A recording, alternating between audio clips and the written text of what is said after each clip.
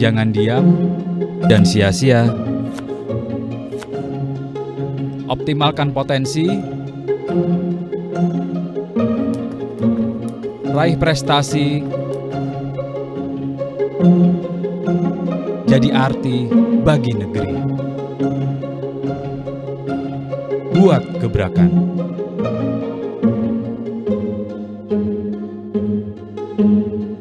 Keluar dari zona nyaman. Saatnya bergerak, berikan dampak.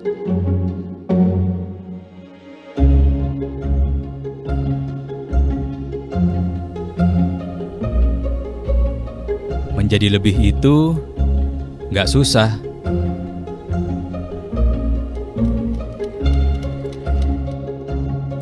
Harus berani melangkah.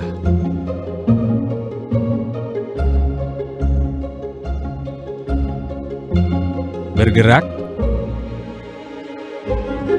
berubah,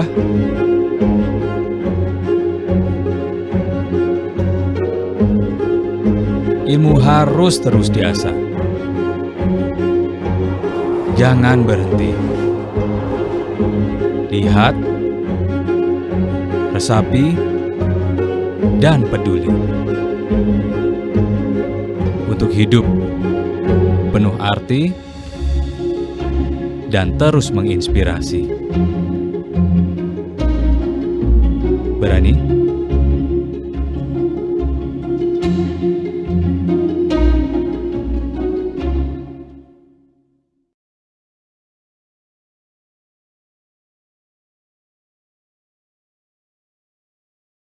Teman-teman semua, selamat bergabung di kelas DBS Live More Society, Live More and Learn More dengan topik Monetizing Social Media bersama Eno Bening Social Media Strategist. Sebelumnya perkenalkan, saya Tarida Francisca, teman-teman bisa panggil aku Cika, dari Grup Strategic Marketing and Communications Bank DBS Indonesia. Malam hari ini senang sekali bisa bertemu secara online dengan teman-teman semua.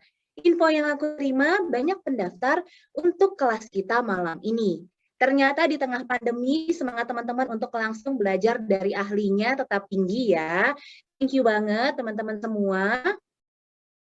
Oke, dan sebelumnya di tengah situasi pandemi ini aku mau kembali mengingatkan teman-teman untuk tetap menjaga protokol kesehatan. Terutama untuk teman-teman yang mungkin mengikuti kelas ini dari luar rumah, jangan lupa tetap jaga protokolnya dan juga kenakan masker ya. Dan jangan lupa juga teman-teman semua untuk menjaga asupan gizi yang seimbang agar kita tetap dapat menjaga daya tahan tubuh kita. Dan hal ini juga sesuai dengan salah satu campaign Bank DBS Indonesia towards zero food waste atau makan tanpa sisa. Pastikan juga kamu makan jangan bersisa ya teman-teman. Oke, aku lihat di sini sudah ada hampir 100 peserta. Mungkin sebelum aku lanjut lagi ke info-info berikutnya, aku mau sapa teman-teman semua dulu nih. Thank you buat teman-teman untuk peserta yang sudah join on time malam ini. Mungkin aku mau tahu dulu dong, teman-teman yang hari ini sudah masuk ke kelas kita ini ada dari kota mana aja? Teman-teman boleh nggak masuk ke kolom chat? Dan kamu boleh chat nih, kamu dari kota mana? Mungkin ada yang dari Jakarta, dari luar Jakarta. Wow, ada dari Denpasar. Halo. Ada dari Malang, Cianjur. Halo teman-teman semua. Wah, banyak juga nih malam ini yang dari luar Jakarta ya. Dari Tangerang, Madiun, Situbondo. Halo.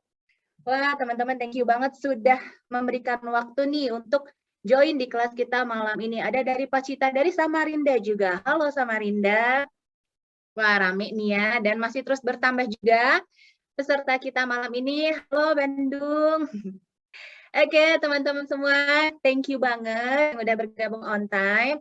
Nah, sebelum kita lanjut, langsung ke sesinya, ke trainer kita, tapi aku mau share beberapa informasi dulu terkait Bank DBS Indonesia dan juga Live More Society ya. Untuk teman-teman yang baru bergabung di kelas kita malam ini, apa sih Live More Society itu? Live More Society merupakan platform berkelanjutan yang digunakan oleh Bank DBS Indonesia untuk membangun engagement dari komunitas berbagai bidang, mulai dari travel, kuliner, teknologi, musik, olahraga, dan juga lainnya agar teman-teman dapat Live More Bankless. Live More and Learn More merupakan program dari DBS Live More Society di mana teman-teman dapat belajar dan mengembangkan skill dari para ahli secara gratis dan kamu juga akan mendapatkan e-certificate setelah kelas ini. Kamu bisa follow Instagram @livemoresociety atau kamu juga bisa akses website kami di go.dbs.com/id-lms-learn-more untuk tahu info lanjut tentang beragam program dari Live More Society ya. Dan teman-teman juga kalau misalkan kamu tertarik mau tahu tentang beragam program dari Bank DBS Indonesia, teman-teman bisa langsung follow Instagram kami @dbsbankid atau juga follow Facebook fanpage kami. Oke, teman-teman semua, di kelas malam ini monetizing social media, singkatnya ini kita akan sama-sama belajar dan mendengarkan langsung tips dari Mas Eno, kira-kira bagaimana caranya nih monetize kita punya social media. Dan mungkin kalau anak zaman sekarang bilangnya bisa menghasilkan pendapatan nih ya, atau bisa mendapatkan cuan dari sosial media kita. Nah, oleh karena itu kita udah siap nih, kita panggil ya bareng-bareng narasumber kita malam ini, Mas Eno Bening. Mas Eno, halo. Halo teman-teman semua, halo Cika, halo Hai, DBS. Mas Eno. Wah, ini Mas Eno kayaknya udah siap nih mau berbagi ilmu sama kita semua malam hari ini. Tentu Nah, Mas dong. Eno, sebelum kita lanjut lagi nih, tak kenal maka kata sayang, walaupun aku yakin pastinya peserta malam ini udah banyak yang tahu Mas Eno, tapi aku mau baca sedikit profil dari Mas Eno dulu ya. Boleh? Oke, Eno Bling berkiprah selama lebih dari 1 dekade di bidang konten internet dan media sosial sebagai content creator dan konsultan. Eno menguasai fundamental dari bagaimana media ini dapat dimanfaatkan untuk beragam kebutuhan. Oleh karena itu, Eno dipercaya untuk memaksimalkan penanganan media sosial milik beberapa brand dan perusahaan-perusahaan dari berbagai industri. Selain itu, Eno Bening juga aktif memberikan pelatihan dalam bentuk workshop umum ataupun profesional. Eno mengajarkan materi seputar cara memahami dan mengoptimalisasikan penggunaan YouTube, Twitter, Instagram, TikTok, dan Facebook. Jadi tepat banget nih teman-teman di kelas kita malam ini monetizing social media Mas Eno yang akan berbagi ilmu sama kita semua. Dan aku yakin pastinya di sini teman-teman udah penasaran nih, mungkin banyak yang mau tahu gimana caranya sih social media ini bisa aku olah lebih lanjut nih Mas Eno. Tapi sebelumnya aku mau ada pertanyaan dulu dong ke Mas Eno, boleh ya? Boleh dong, boleh. Kenapa Mas Eno tertarik terjun ke sini? Ke area Wah, social media gitu Mas. Apalagi di sini kalau lihat di profil Mas sudah berkecimpung lebih dari 1 dekade nih Mas. Ketertarikan awal pencetus utamanya apa kalau boleh tahu Mas Eno? eh kepo ya, penasaran sama Hmm. dunia sosial media karena dulu sebenarnya iseng pengen upload video aja ke YouTube, terus akhirnya malah jadi mempelajari terus bagaimana sih YouTube bekerja gitu. Kepo kok bisa sih ada website namanya YouTube gitu. Kalau sekarang sih mungkin aku akan dikatain ya adalah no gitu. Tapi kita ngomong 2008 nih ya. Teman-teman ingat nggak 2008 masih ngapain tuh ya? Nah di 2008 itu internet belum seluas ini, belum berkembang ini. Aku malah penasaran kok ada website ini. Mungkin orang-orang lebih ngelihat YouTube itu tempat buat upload video dan habis itu 2012 pengen terkenal di YouTube gitu. Aku malah kepo di belakangnya bagaimana sih sosial media itu bekerja. Nah, di 2012 juga muncul Instagram kan. Ternyata bukan YouTube doang, ada Instagram dan lain-lain. Dan aku akhirnya terjun, kebetulan juga skripsi aku di kampus juga ngebahas tentang internet dan skripsi aku juga udah sering dipakai menjadi fondasi skripsi-skripsi baru yang ngebahas internet atau sosial media menjadi lebih detail. Jadi ya nanggung, udah terlanjur nyemplung nih, sikat aja terus gitu. Wow, menarik sekali Mas Eno. Berarti awal mulanya ketertarikan sama YouTube ya. Jadi kalau misalnya Iya, kita bilang salah satu sosial media yang membuat Mas Eno akhirnya terjun adalah rasa penasaran Mas Eno sama YouTube. betul. Oke, kalau sekarang udah banyak banget ya teman-teman sosial media yang ada nih yang kita pakai saat ini. Nah, teman-teman akan banyak ilmu yang pastinya kita dapatkan langsung dari Mas Eno malam ini. Selama 90 menit ke depan, Mas Eno akan menyampaikan materinya. Dan teman-teman kalau ada pertanyaan untuk Mas Eno, kamu bisa langsung ketik aja di kolom Q&A ya. Nanti setelah Mas Eno memaparkan materinya, kita akan masuk ke sesi Q&A dan kita akan mengambil beberapa pertanyaan untuk langsung dijawab oleh Mas Eno. Oke, kalau begitu kita langsung aja nih tanpa buang waktu lagi. Silakan Mas Eno, over to you. Thank you, Cika. Oke, selamat malam semuanya. Semoga semangat untuk ngikutin materi nih, biar teman-teman makin bisa menambah ilmu dan makin learn more deh. Oke, kita langsung masuk aja ke presentasi yuk.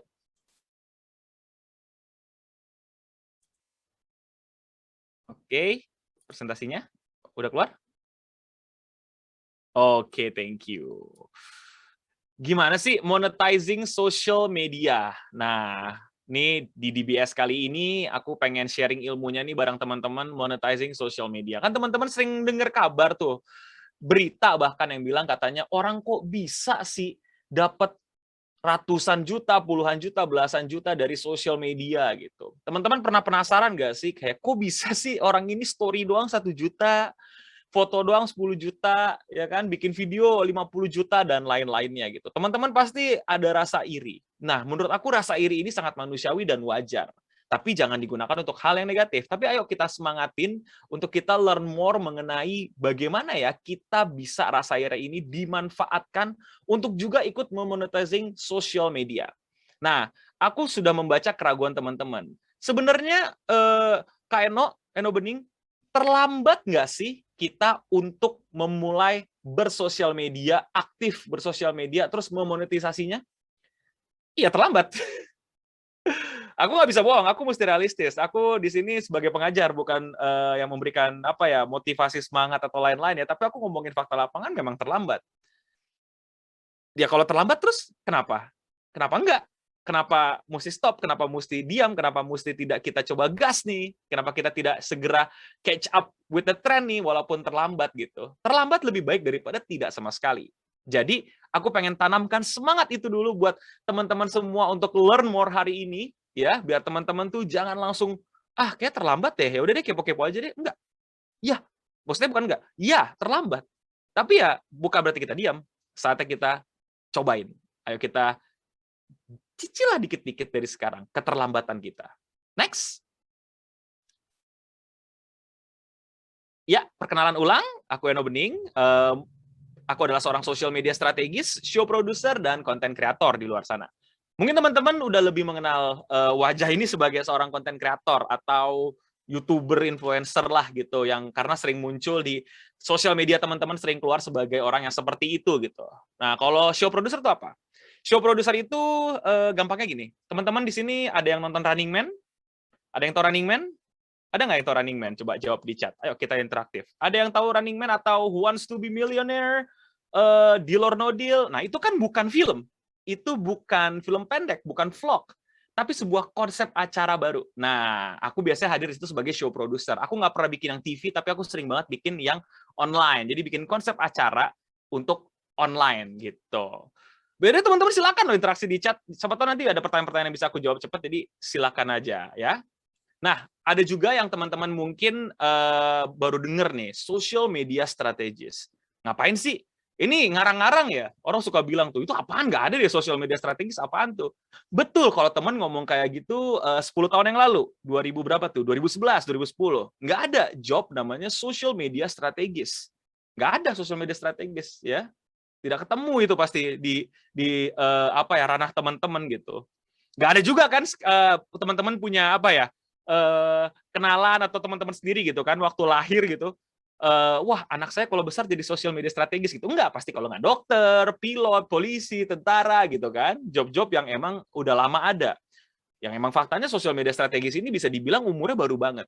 Dan hadir ya karena maraknya sosial media di dunia kita sekarang. Yang benar-benar instalasi internet itu udah bisa dinikmati oleh makin banyak orang, yang dimana pengguna sosial media tuh udah hampir seluruh dunia. Teman-teman coba cek deh, siapa yang nggak punya sosial media sekarang? Udah jarang banget kan? Nah, maka dari itu, hadirlah sosial media strategis. Nah, pertanyaannya ngapain? Sosmed kan gampang, tinggal bikin akun, upload foto, upload video, that's it. Ngapain pakai strategis? Nah, ini bedanya teman-teman.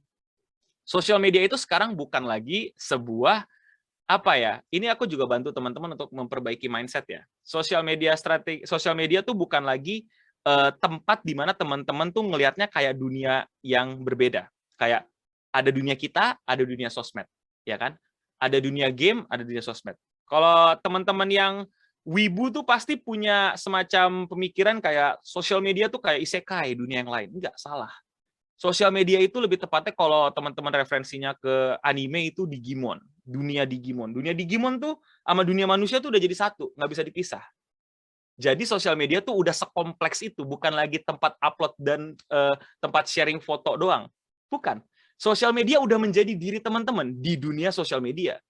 Teman-teman itu udah punya representasi diri teman-teman di dunia sosial media. Bahkan apalagi pada saat pandemi. Pada saat pandemi itu teman-teman nggak keluar kan, jarang. Di rumah aja. Terus siapa yang keluar? Teman-teman di sosial media. Nggak bisa, kayak sekarang teman-teman sedang keluar nih. Ada representasi diri teman-teman di sini. Nah, jadi teman-teman coba jawab di chat. Kalau misalnya teman-teman pengen kepo, mungkin teman-teman baru dengar nama Eno Bening. Teman-teman kira-kira nyari alamat Eno Bening, apa nyari Instagramnya Eno Bening? Atau nggak usah Eno Bening deh. Teman-teman kalau misalnya lagi punya gebetan, ya, ada orang yang pengen banget nih, siapa nih cakep banget nih, atau enggak teman-teman partisipan di sini lihat, kok namanya kayak kenal apa teman SD aku ya gitu. Teman-teman malah kepoin alamatnya apa kepoin IG-nya? Kepoin IG-nya dong. Tapi teman-teman mungkin ada juga beberapa dari teman-teman yang punya prinsip, atau mungkin temannya teman-teman ya prinsipnya gini, jangan nilai aku dari sosial media aku. Aku dan sosial media aku berbeda. Nggak bisa. Udah nggak bisa teman-teman. Buktinya teman-teman pada saat ingin membuat sebuah penilaian, menilai value seseorang, itu dari sosial medianya. Jadi teman-teman itu udah nggak bisa lagi bilang, wah, aku tidak bisa dinilai dari sosial media. Wah, mohon maaf teman-teman, di 2021 apalagi pada saat pandemi kayak gini, Instagram teman-teman adalah teman-teman. Instagram teman-teman adalah representasi teman-teman di dunia digital. Jadi sosial media teman-teman itu bukan cuma tempat upload foto. Sosial media teman-teman adalah diri teman-teman yang teman-teman hadirkan, yang teman-teman pamerkan ke halayak luas di seluruh dunia, bahkan nggak cuma Indonesia. Nah, makanya nih teman-teman akhirnya suka bertanya kan, kok bisa ya beberapa orang dari kita itu bisa jadi yang so-called influencer, content creator, selebgram, tiktoker, youtuber, gitu. Siapa sih mereka gitu kan? Kok bisa sih gitu? Padahal sama-sama sosial media, sama-sama bisa bikin, sama-sama bisa upload, sama-sama bisa ngelakuin itu teman-teman. Teman-teman upload video bisa kan? Bikin video TikTok gampang, ya kan? Teman-teman mau bikin video yang ada musiknya tinggal masukin. Apa bedanya sosial media teman-teman sama sosial media influencer, content creator, selebgram, tiktoker dan youtuber ini sih? Karena next slide, teman-teman pasti punya mindset yang bilang kalau sosial media itu adalah gampang, ya kan? Sosial media itu mudah, sosial media itu ya bagaimana ya tinggal upload, tinggal share, tinggal masukin story. Coba next slide. Nah, dari kata gampang inilah yang sebenarnya bermasalah. Teman-teman itu terjebak akan mindset yang dimana menjadi seorang terkenal itu gampang, ya kan? Bahkan sampai ada yang pemikirannya gini. Di TikTok tuh aku sering nemu tuh yang penting viral, yang penting FYP, yang penting rame trafficnya. Ayo kita kumpulin banyak traffic gitu. Ayo kita ini biar gampang terkenal, biar masuk TV terus dapat endorse, dapat sponsorship. Kalau gampang, kenapa teman-teman belum berhasil ya? Kenapa masih sedikit yang berhasil? Nah, sebenarnya kata gampang inilah permasalahan pertama dalam memonetisasi sosial media. Kita ngegampangin. Kita udah tinggal lihat yang jadinya. Teman-teman, aku mau play sebuah video, teman-teman kira-kira, aku nggak mau sebutin namanya siapa, tapi teman-teman kira-kira bisa sebut nggak di chat dia siapa? Coba kita play video pertama. PewDiePie. Do you think you're the best YouTuber in the world? Yes. Truth. Really? You egotistical asshole! Fuck you. You jealous of my hair, bro? I'm not jealous. You wanted a of your piece? hair. You Why wanted do you think I'm covering up? Do you think I want to look like you? No one wants to look. Ah! You slapped my head. My face burns. It really hurts. Is this what is in this? Do you copy Filthy Frank? No. Is that like a makeup channel? I hate you. Do you hate me? Yes. What is it? Do you like having cream on your face? Hi me again. Are you into kinky shit? I mean, I got a boner. Oke, itu video pertama. Nah, kalau video kedua, terlalu aku jawab dulu. Oh ya, udah pada jawab ya, PewDiePie, Jacksepticeye, Suami Manusia, Felix, Floor Gang, ya. Oke, sekarang coba play video kedua, dan teman-teman coba jawab di chat, mereka siapa sih?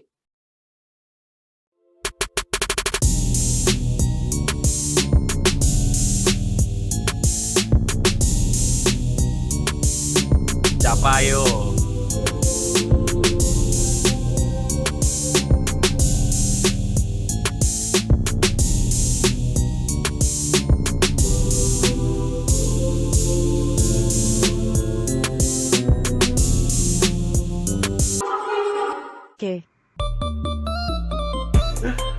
Oke, Kabi sama Zlatan, betul. Oke, dari PewDiePie, kita ke PewDiePie dulu ya. Teman-teman coba bisa tebak nggak? PewDiePie itu mulai menjadi konten kreator, mulai memonetisasi sosial medianya itu dari tahun berapa? Coba jawab di chat. Coba. Tahun berapa? Tahun berapa? Ayo. 2012? Yakin? 2013? Ayo. 2015? 2016? Ayo, yakin? Yakin? Oke, itu PewDiePie. Ya, itu PewDiePie. Khaby Lame. Dia mulai monetisasi sosial media mereka, sosial media Khaby Lame tuh tahun berapa? Khaby Lame, coba. Khaby itu mulai begini dari tahun berapa nih? Nih. 2020 yakin? 2020? 2021? Begini-begini mulu nih. Oke, simpen jawabannya ya. Kita next slide dulu. Teman-teman tahu nggak kalau PewDiePie itu dan Jacksepticeye salah satu konten kreator atau social media influencer yang penghasilannya itu $40 juta per tahunnya. Khaby Lame menghasilkan $2 juta per tahunnya. Sebesar itu yang mereka hasilkan dari monetisasi social media mereka. Kira-kira $40 juta tuh kalau beli RTX dapat berapa teman-teman? Ya, yang 30 80 aja lah, ya. Pakai $2 juta itu dapat berapa bungkus nasi Padang ya? Kira-kira kalau punya duit segitu kalian masih nungguin diskon Steam Sale nggak? Atau diskon 11 11 12 nggak? Apa langsung aja? Oke. Tadi jawabannya ada yang bilang ya PewDiePie tahun segini, Khaby Lame tahun segini, dan jawabannya adalah next slide. PewDiePie memulai monetisasi, kelebihan slide ya, ayo. Memulai monetisasi konten sosial medianya dari tahun 2010. Berarti ada 11 tahun. Ada 11 tahun. Khaby Lame begini-begini ya. Itu selama 2 tahun 2019, 2020, 2021. Sebenarnya gampang, teman-teman. Sebenarnya gampang. Dan emang gampang, tapi kegampangan itu dilakukan terus-menerus oleh dua sosok ini selama bertahun-tahun. Selama lebih dari jangka waktu yang teman-teman bisa bayangkan. Mereka benar-benar cobain, mereka bukan cobain lagi, mereka nyemplung, habis mereka nyemplung, mereka terusin. Dan gak berhenti untuk create konten, untuk bikin konten-konten di social media mereka. Jadi sebenarnya, next slide.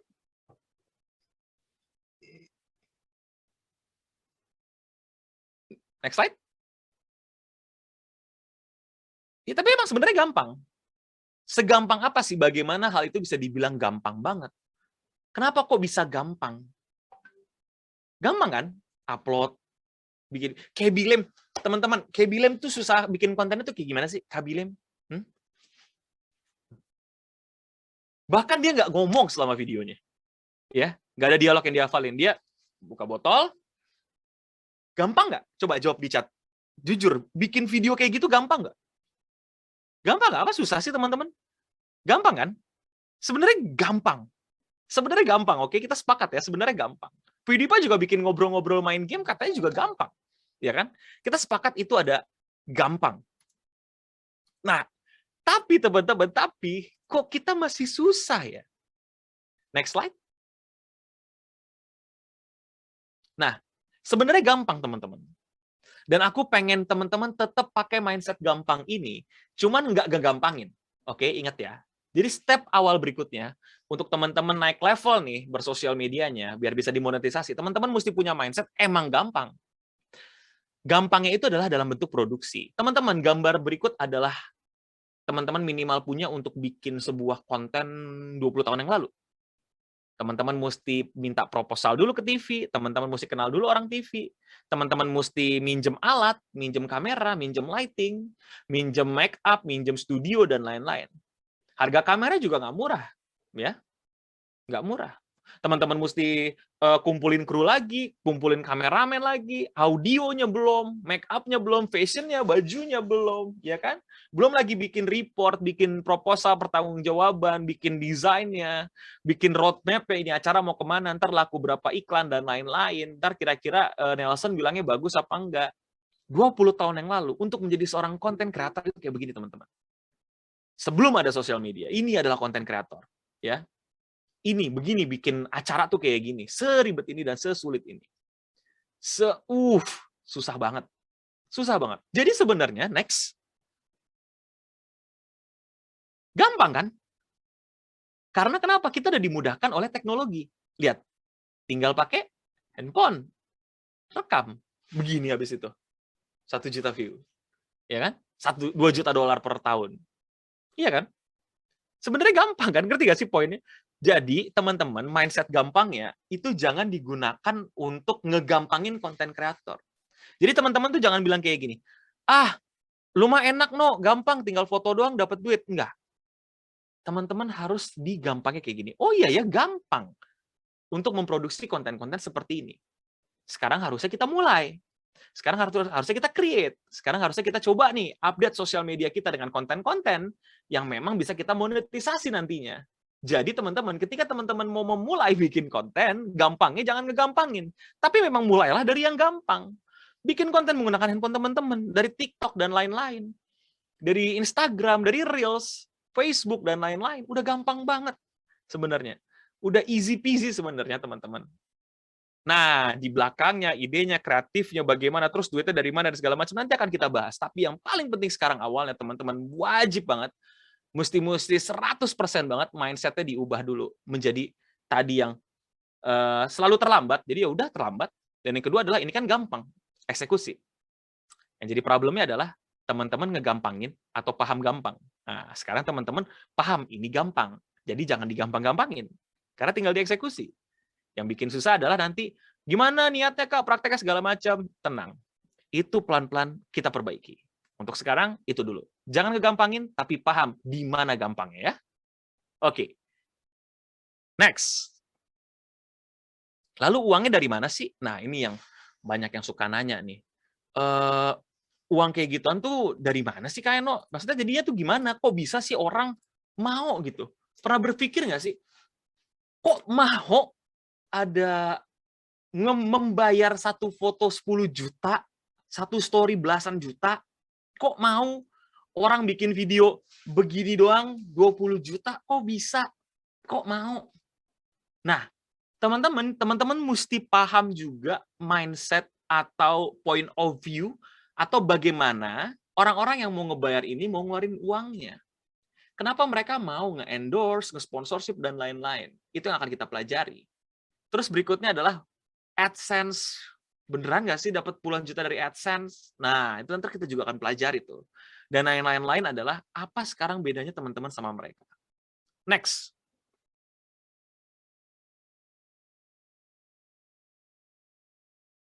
Next slide.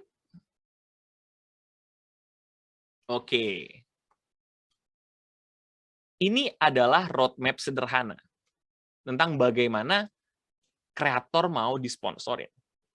Kreator bikin konten, sponsor ngelihat kontennya bagus, ayo kita sponsorin. Kontennya sesuai, ayo kita sponsorin. Ini adalah roadmap paling sederhana yang mungkin selama ini teman-teman udah lihat. Tapi sayangnya teman-teman, yang teman-teman lihat ini hanya kulitnya, hanya dasarnya. Gitu kan, no? Ya emang benar, kreator bikin konten, kontennya dibilang bagus atau sesuai sama sponsor, dan sponsor datang. Yakin itu doang. Next. Nah, ini yang teman-teman mungkin masih belum pahamin. Ada 3 pintu. Nah, ini 3 pintu rezeki seorang konten kreator. Banyak yang masih nggak paham, ya.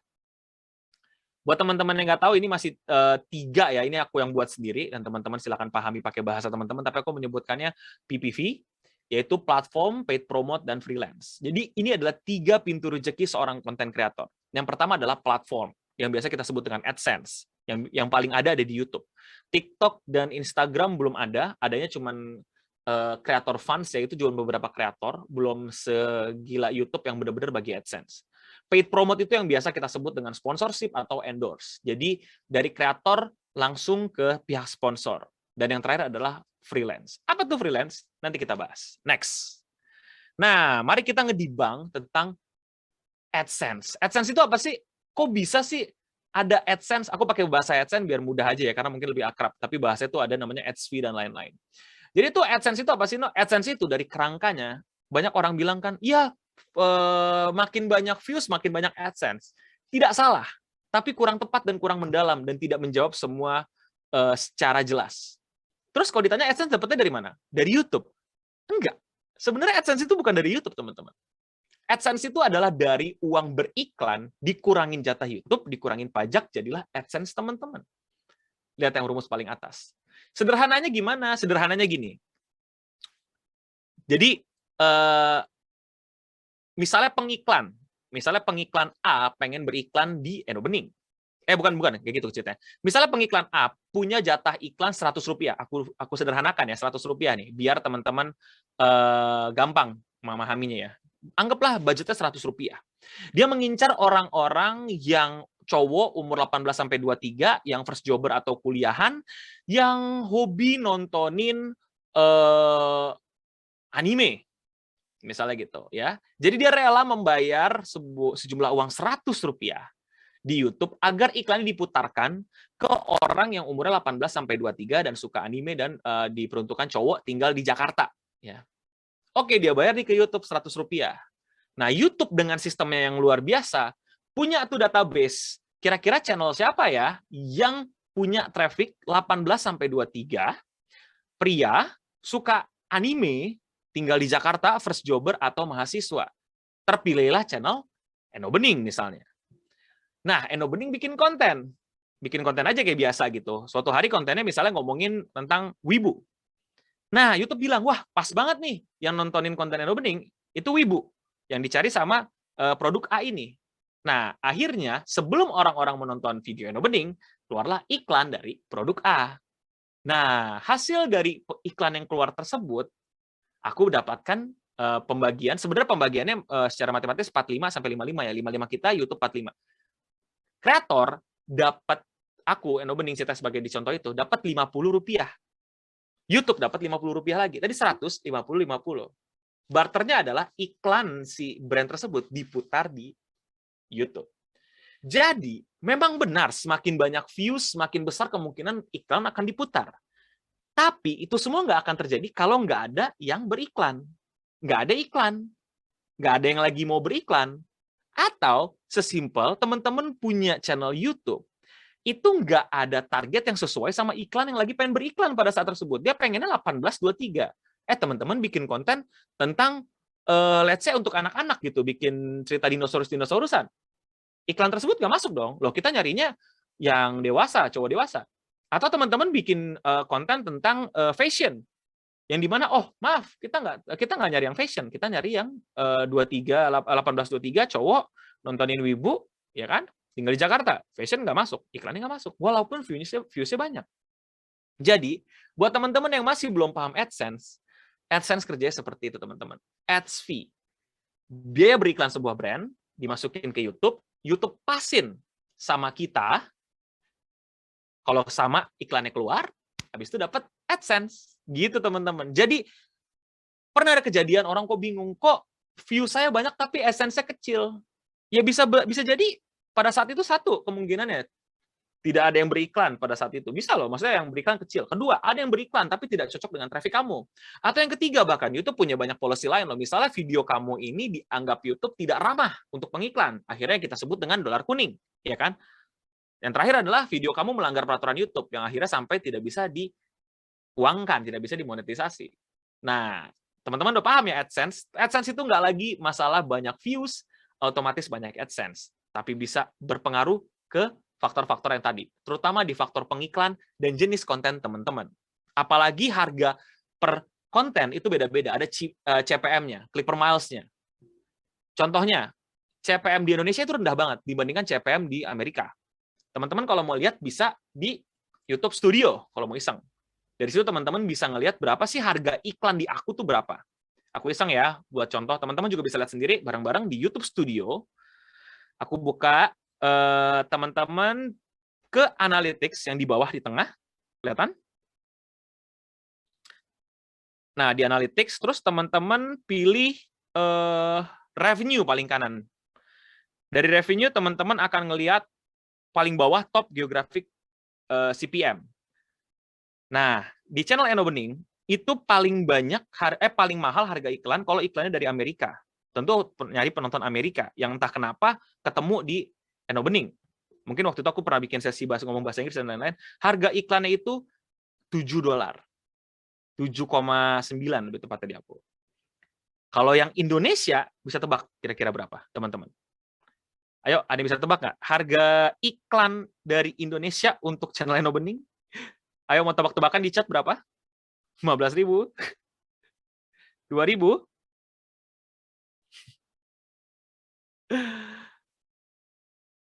Wow, gede-gede banget. Harga iklan untuk Eno Bening untuk Indonesia itu $1,04. Jauh lebih kecil dibandingkan CPM dari United States. Bahkan Malaysia aku lebih tinggi, 1,9 kalau Malaysia. Nah, kalau teman-teman gimana? Teman-teman udah bisa cek sendiri di channel YouTube-nya, kira-kira dapat berapa? Ada yang mau share? Dapat berapa nih CPM-nya? Dapat berapa nih CPM-nya? Oh, belum, nggak apa-apa. Tapi nanti teman-teman akan kelihatan. Udah tahu kan ya, nanti teman-teman kalau misalnya udah 4.000 watch time sama 1.000 subscriber, teman-teman baru bisa AdSense. Tapi ketika di AdSense, masih belum jaminan teman-teman akan balik modal ya. Aku suka sedih tuh ngeliat konten-konten di TikTok gitu. Udah minta modal 10 juta buat orang tua, tapi ternyata AdSense-nya kecil. Ya emang. Nah, jadi teman-teman hati-hati, jangan sampai terpicu atau termakan janji-janji manis entah apa ya, suka bikin berita tuh dari AdSense bisa beli ini segala macam dan segala macam. Bisa aja sih sebenarnya, tapi tiap channel berbeda. Bahkan tiap channel CPM bisa berbeda. CPM yang ngebedain apa? Pertama adalah dari kualitas penontonnya. Penontonnya punya daya beli nggak? Penontonnya orang dewasa nggak? Penontonnya emang yang sering dicari nggak? Nah, gitu. Jadi teman-teman tuh mesti banget cek lagi CPM-nya biar teman-teman nanti nggak bingung. Kok bisa aku udah capek-capek nyari AdSense gitu. Capek-capek, pokoknya pengen traffic banyak, tapi kok nggak seberapa. Nah, ini. Jadi hati-hati teman-teman. Juga, pokoknya view-nya banyak, pokoknya viral. Belum tentu teman-teman bisa balik modal. Bisa, tapi teman-teman mesti pahami hitung-hitungan ini dulu ya. Bagaimana AdSense bekerja. Biar teman-teman nggak panik. Biar teman-teman nggak sedih. Contoh kasus lagi nih. Ada nih konten kreator temen aku gitu kan, nggak temen sih, kenalan lah. Dia tiba-tiba dapat AdSense puluhan juta, nggak tiba-tiba sih, emang dia lagi naik waktu itu gaming lah. Terus tiba-tiba dia ngeluh ke aku bilang kok AdSense-ku bisa turun mendadak. Loh emang bisa. Salah satu penyebabnya ya pandemi kan, jadi pengiklan dikit gitu loh. Jadi AdSense juga bisa jadi turun gitu loh. Harga CPM juga bisa jadi turun. Orang daya beli lagi turun. Itu bisa berpengaruh teman-teman. Tapi keburu dia nyicil apartemen dia. Nah, jadi teman-teman hati-hati kalau misalnya tujuannya atau mindset menjadi konten kreator yang memonetisasi sosial medianya hanya demi traffic, angka, dan lain-lain. Enggak. Kita akan learn more lebih dari itu di sini, oke? Tapi kalau teman-teman mau yang seperti ini silakan aja. Tapi menurut aku sayang banget potensinya. Kalau teman-teman hanya membuka pintu, tadi ada 3 pintu, ingat apa aja? Coba diulang, platform, paid promote dan freelance. Tapi teman-teman menutup pintu paid promote dan pintu freelance, teman-teman fokus aja traffic. Itu sayang banget. Oke? Next. Nah, ini nih yang mau aku share nih, paid promote. Paid promote tuh gimana? Kok bisa sih gitu loh? Kok mau sih? Nah, kalau teman-teman hanya ngebuka pintu yang awal tadi, pintu platform, pintu AdSense, aku lihat banget nih, banyak nih orang-orang di YouTube yang bener-bener traffic aja mikirinnya. Sehingga tidak punya image, tidak punya value, tidak punya branding, tidak dikenal sebagai apa. Balik ke atas, sosial media itu bagaimana? Sosial media adalah representasi teman-teman di dunia ini. Mau dikenal sebagai apa? Ini yang ngebedain teman-teman dari mungkin konten kreator lain. Kok bisa mereka foto doang 10 juta? Kok bisa mereka bikin video YouTube doang 50 juta dan lain-lain? Ada value selain traffic, teman-teman. Yaitu value diri teman-teman yang teman-teman representasikan di luar sana. Karena lihat bagannya, ini buat teman-teman pelajarin. Kreator itu dicari oleh sponsor, traffic, jelas, pasti butuh traffic, pasti yang tadi kita udah bahas pertama. Tapi ada 2 hal lagi, yaitu image. Image yang kreator sajikan, dan yang kedua adalah awareness, penyebarannya. bagaimana teman-teman punya audiens nih benar-benar bisa nyebarin awareness tentang gaung sesuatu. Dan nanti kreator bisa dapat uang, produk, atau bahkan treatment. Nah, gini aja teman-teman. Teman-teman tuh harus pelajarin dan melihat kiri kanan. Kenapa ya influencer ini bisa mahal? Yuk kita lihat. Apakah selama ini dia merepresentasikan dirinya sesuai dengan brand-brand tersebut? Nah, kok bisa sih dikasih jalan-jalan gratis ke Jepang? Oh, ternyata dia emang travel blogger yang sering jalan-jalan dan pamerin konten jalan-jalan. Berarti dia punya traffic adalah traffic orang yang pengen banget juga jalan-jalan. Ya, pengen juga keliling dunia, keliling daerah, dan lain-lain. Yang dimana itulah yang dicari sponsor. Kita mencari orang-orang yang pengen jalan-jalan karena kita let's say lagi ada produk untuk jalan-jalan gratis atau jalan-jalan paket hemat dan lain-lainnya. Ini kita akan nge-reach, kalau kita ini belajar sudut pandang brand ya, sudut pandang yang suka nge-sponsorin ya. Kita butuh traffic dia yang emang udah pengen nyari tahu tentang jalan-jalan untuk pakai produk kita tentang jalan-jalan. Nah, bukan jumlah traffic secara keseluruhan, tapi apakah kita nyebutnya itu niche, tapi bahasa kasarnya sekarang specialty lah, atau terjurus kemana penonton teman-teman, gitu. Jadi itu yang dicari juga, jangan gede-gedein, tapi penontonnya tepat nggak? Nah, ayo teman-teman cari tahu, selama ini bikin kontennya nyari penonton yang jelas nggak? Sekarang gini, udah pasti brand-brand kesehatan itu nyari influencer, selebgram, tiktokers yang gym, tips-tips sehat, bodybuilding. Tidak mungkin dia akan mempromosikan ke Eno Bening yang tiap hari makan, tiduran, duduk, main game. Nggak nyambung. Trafficnya besar, tapi misalnya si Eno Bening punya 2 juta followers gitu. Nggak nyambung karena gitu loh. Nggak sesuai. Brand image, ingat, image-nya apa? Image Eno Bening yang dicontoh ya, yang gamer, yang nggak jaga kesehatan, yang duduk doang gitu, disponsorin protein untuk olahraga. Dia mendingan si sponsor, ingat kita mempelajari mindset sponsor, kita akan cari yang followersnya mungkin cuma 100.000, 10.000, tapi emang ngomonginnya selalu gym, kesehatan, bodybuilding, ngomonginnya tiap hari gimana nih kalori defisit kalian gitu, bukan gimana nih gacha Genshin kalian gitu. Ya kebalikannya tentu. Game-game pasti akan nyari gamers yang duduk main game, disponsorin, ada game baru, ada promo baru, voucher baru, tidak akan dikasih ke bodybuilder yang nggak main Genshin, yang nggak main Mobile Legend. Gitu teman-teman. Jadi jadilah konten kreator yang jelas trafficnya dari mana. Jangan fokus ke traffic yang banyak, tapi trafficnya siapa. Percaya nggak teman-teman, ada orang yang teman aku itu followersnya nggak nyampe 10.000, nggak nyampe 10.000 di Instagram, tapi dia bisa dapetin jutaan rupiah dari endorse. Karena fokus dia punya traffic yang ngomongin tentang pertanian. Dia ngomongin perkebunan, pertanian, buah-buahan, segala macam gitu. Memang yang suka sedikit, tapi 10.000 orang ini udah pasti beli kalau dia jualan bibit apa.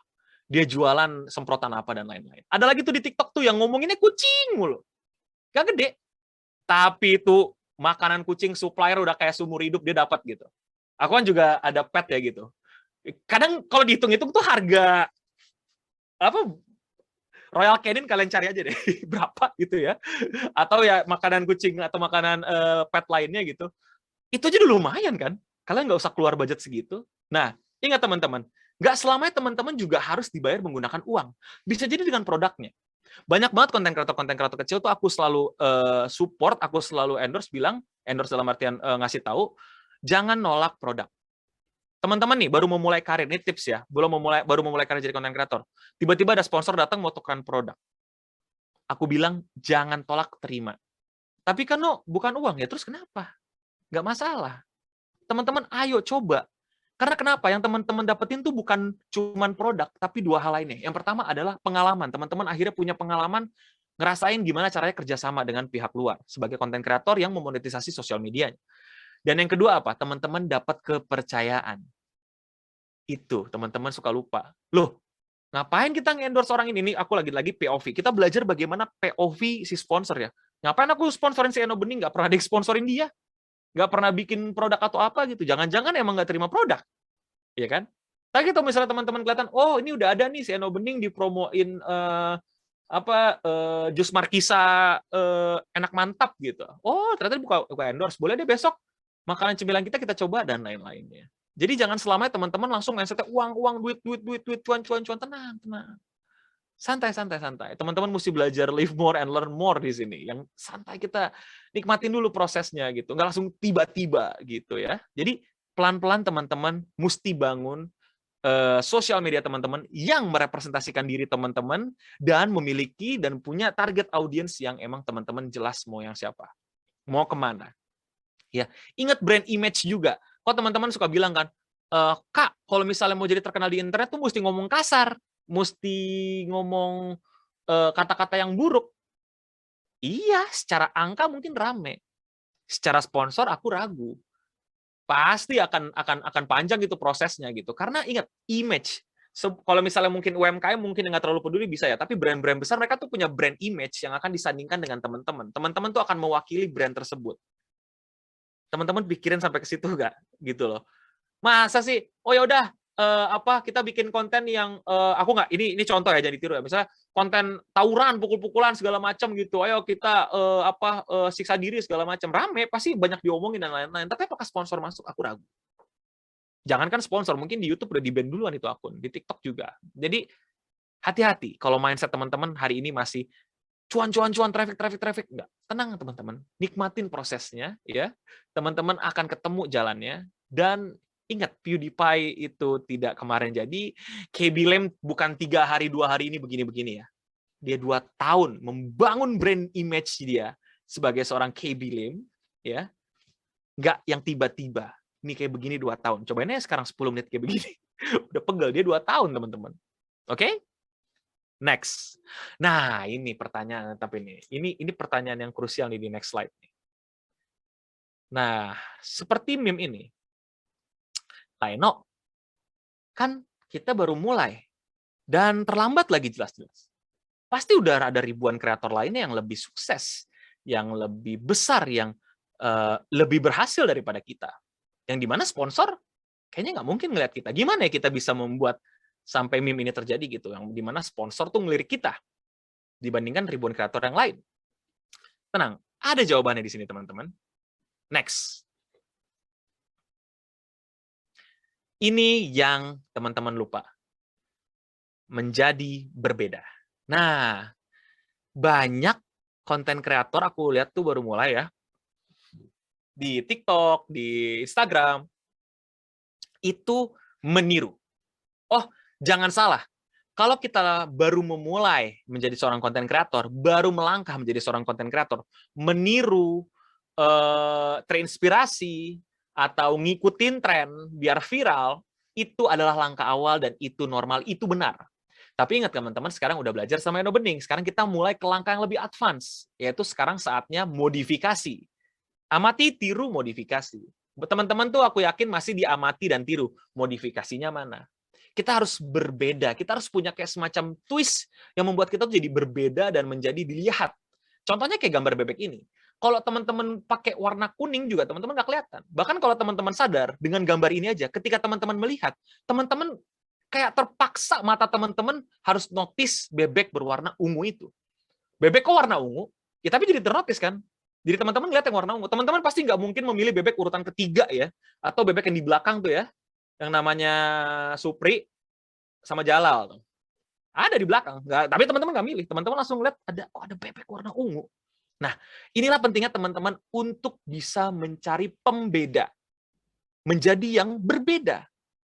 Menemukan hal yang unik dan menjadi teman-teman tuh apa ya? Jadi itu muncul ke permukaan gitu karena saking bedanya. Contoh, teman-teman yang main ke TikTok suka tahu Yo Asobi Finger gak? Ini kalau aku nyanyiin teman-teman pasti tahu. Yang suka cetek-cetek finger, la la la la la lila la la lila, suka gitu kan dia. Dia suka gitu terus tuh. Dia beda banget dari yang lain. Konten-konten TikToknya kayak gitu. Atau teman-teman mungkin pernah lihat juga TikTokers yang keren banget aku lihat. Dia itu koki masak, tapi dia itu masak dagingnya itu ditantangin. Coba masak dagingnya di mana gitu, atau daging wagyu mahal dijadiin sate taichan doang, daging wagyu mahal malah dijadiin cheeseburger doang gitu kan. Atau ada satu lagi tuh yang nyebelin tuh, aku juga kadang-kadang kesel nggak, tapi ya itu keren gitu. Dia malah ngebuat semuanya jadi kroffel. Jadi apapun yang dia makan wajib dijadiin kroffel dulu. Nasi Padang, Indomie, apapun yang dia makan mesti dicetak sama kroffelnya. Ingat, kontennya masak, teman-teman. Siapa yang nggak bisa masak sekarang? Indomie juga bisa. But what make its difference adalah cara dia masaknya. Ada yang jadi kroffel dulu. Ngomongin daging, semua orang sekarang udah banyak yang ngomongin daging.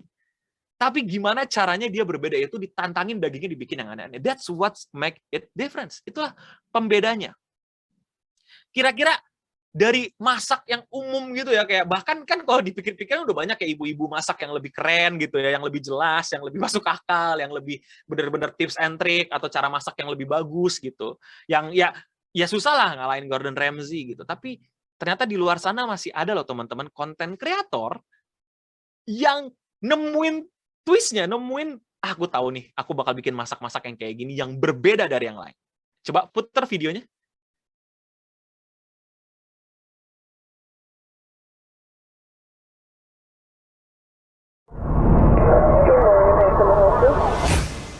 Could I get 200 nuggets? Could I get 100 double cheese, 100 junior chicken, 11 large fries, and 1 chocolate chip cookie dipped inside a pomegranate smoothie? What are you doing? We're still in the driveway, and I'm driving. I don't think right anymore these days. I'm still high on acid.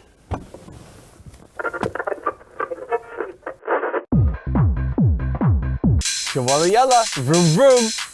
We're gonna get the burrito. Gonna make a big one for the internet. Vroom vroom. So yeah, I know what you're saying. We made the world's biggest quesadilla. What next? Well, I'll tell you. We're gonna make the world's largest fast food burrito. Stuffed with junior chickens, McDoubles, French fries, chicken nuggets. This is a McDonald's plethora. Anything could be a burrito if you wanted to. It's a burrito. That's a cardboard tube burrito in a custom paper towel tortilla.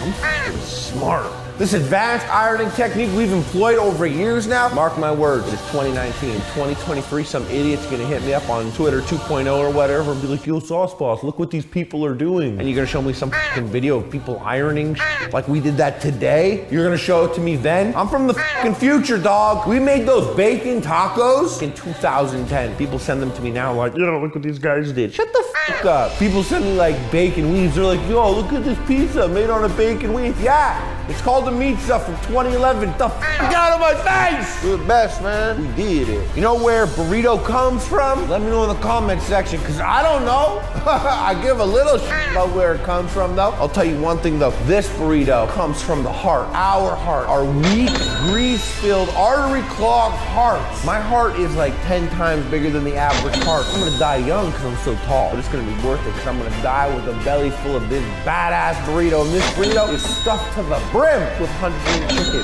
100 double cheese, 11 large fries, 200 nuggets. What? Nuggets what? Nuggets what? And for all those people wondering how the f is Epic Meal Time still here? Making these big ass meals, buying hundreds of burgers. Let me explain something to you, son. We haven't even tapped into the Epic Meal Time YouTube treasury yet. Everything we've ever bought and spent over the last 10 years has been my bar mitzvah money. We haven't even begun yet, boy. So we're just getting started, bitch. Like this, keep expecting it week after week to the day you die. For all those sons of bitches that can't spell out there on YouTube, all you idiots in the comments section, typing like an idiot. You ain't but a bitch. Shut the f up in my comment section unless you want to suck this. And I got to his office fully prepared to suck his dick. Let's this burrito together, boy. Ha!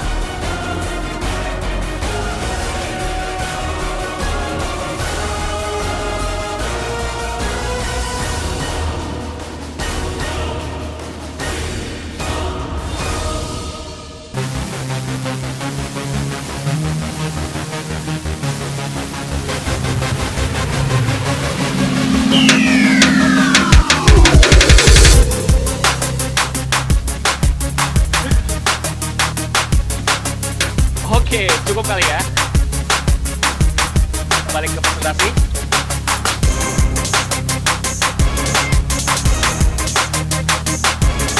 Luar biasa ya.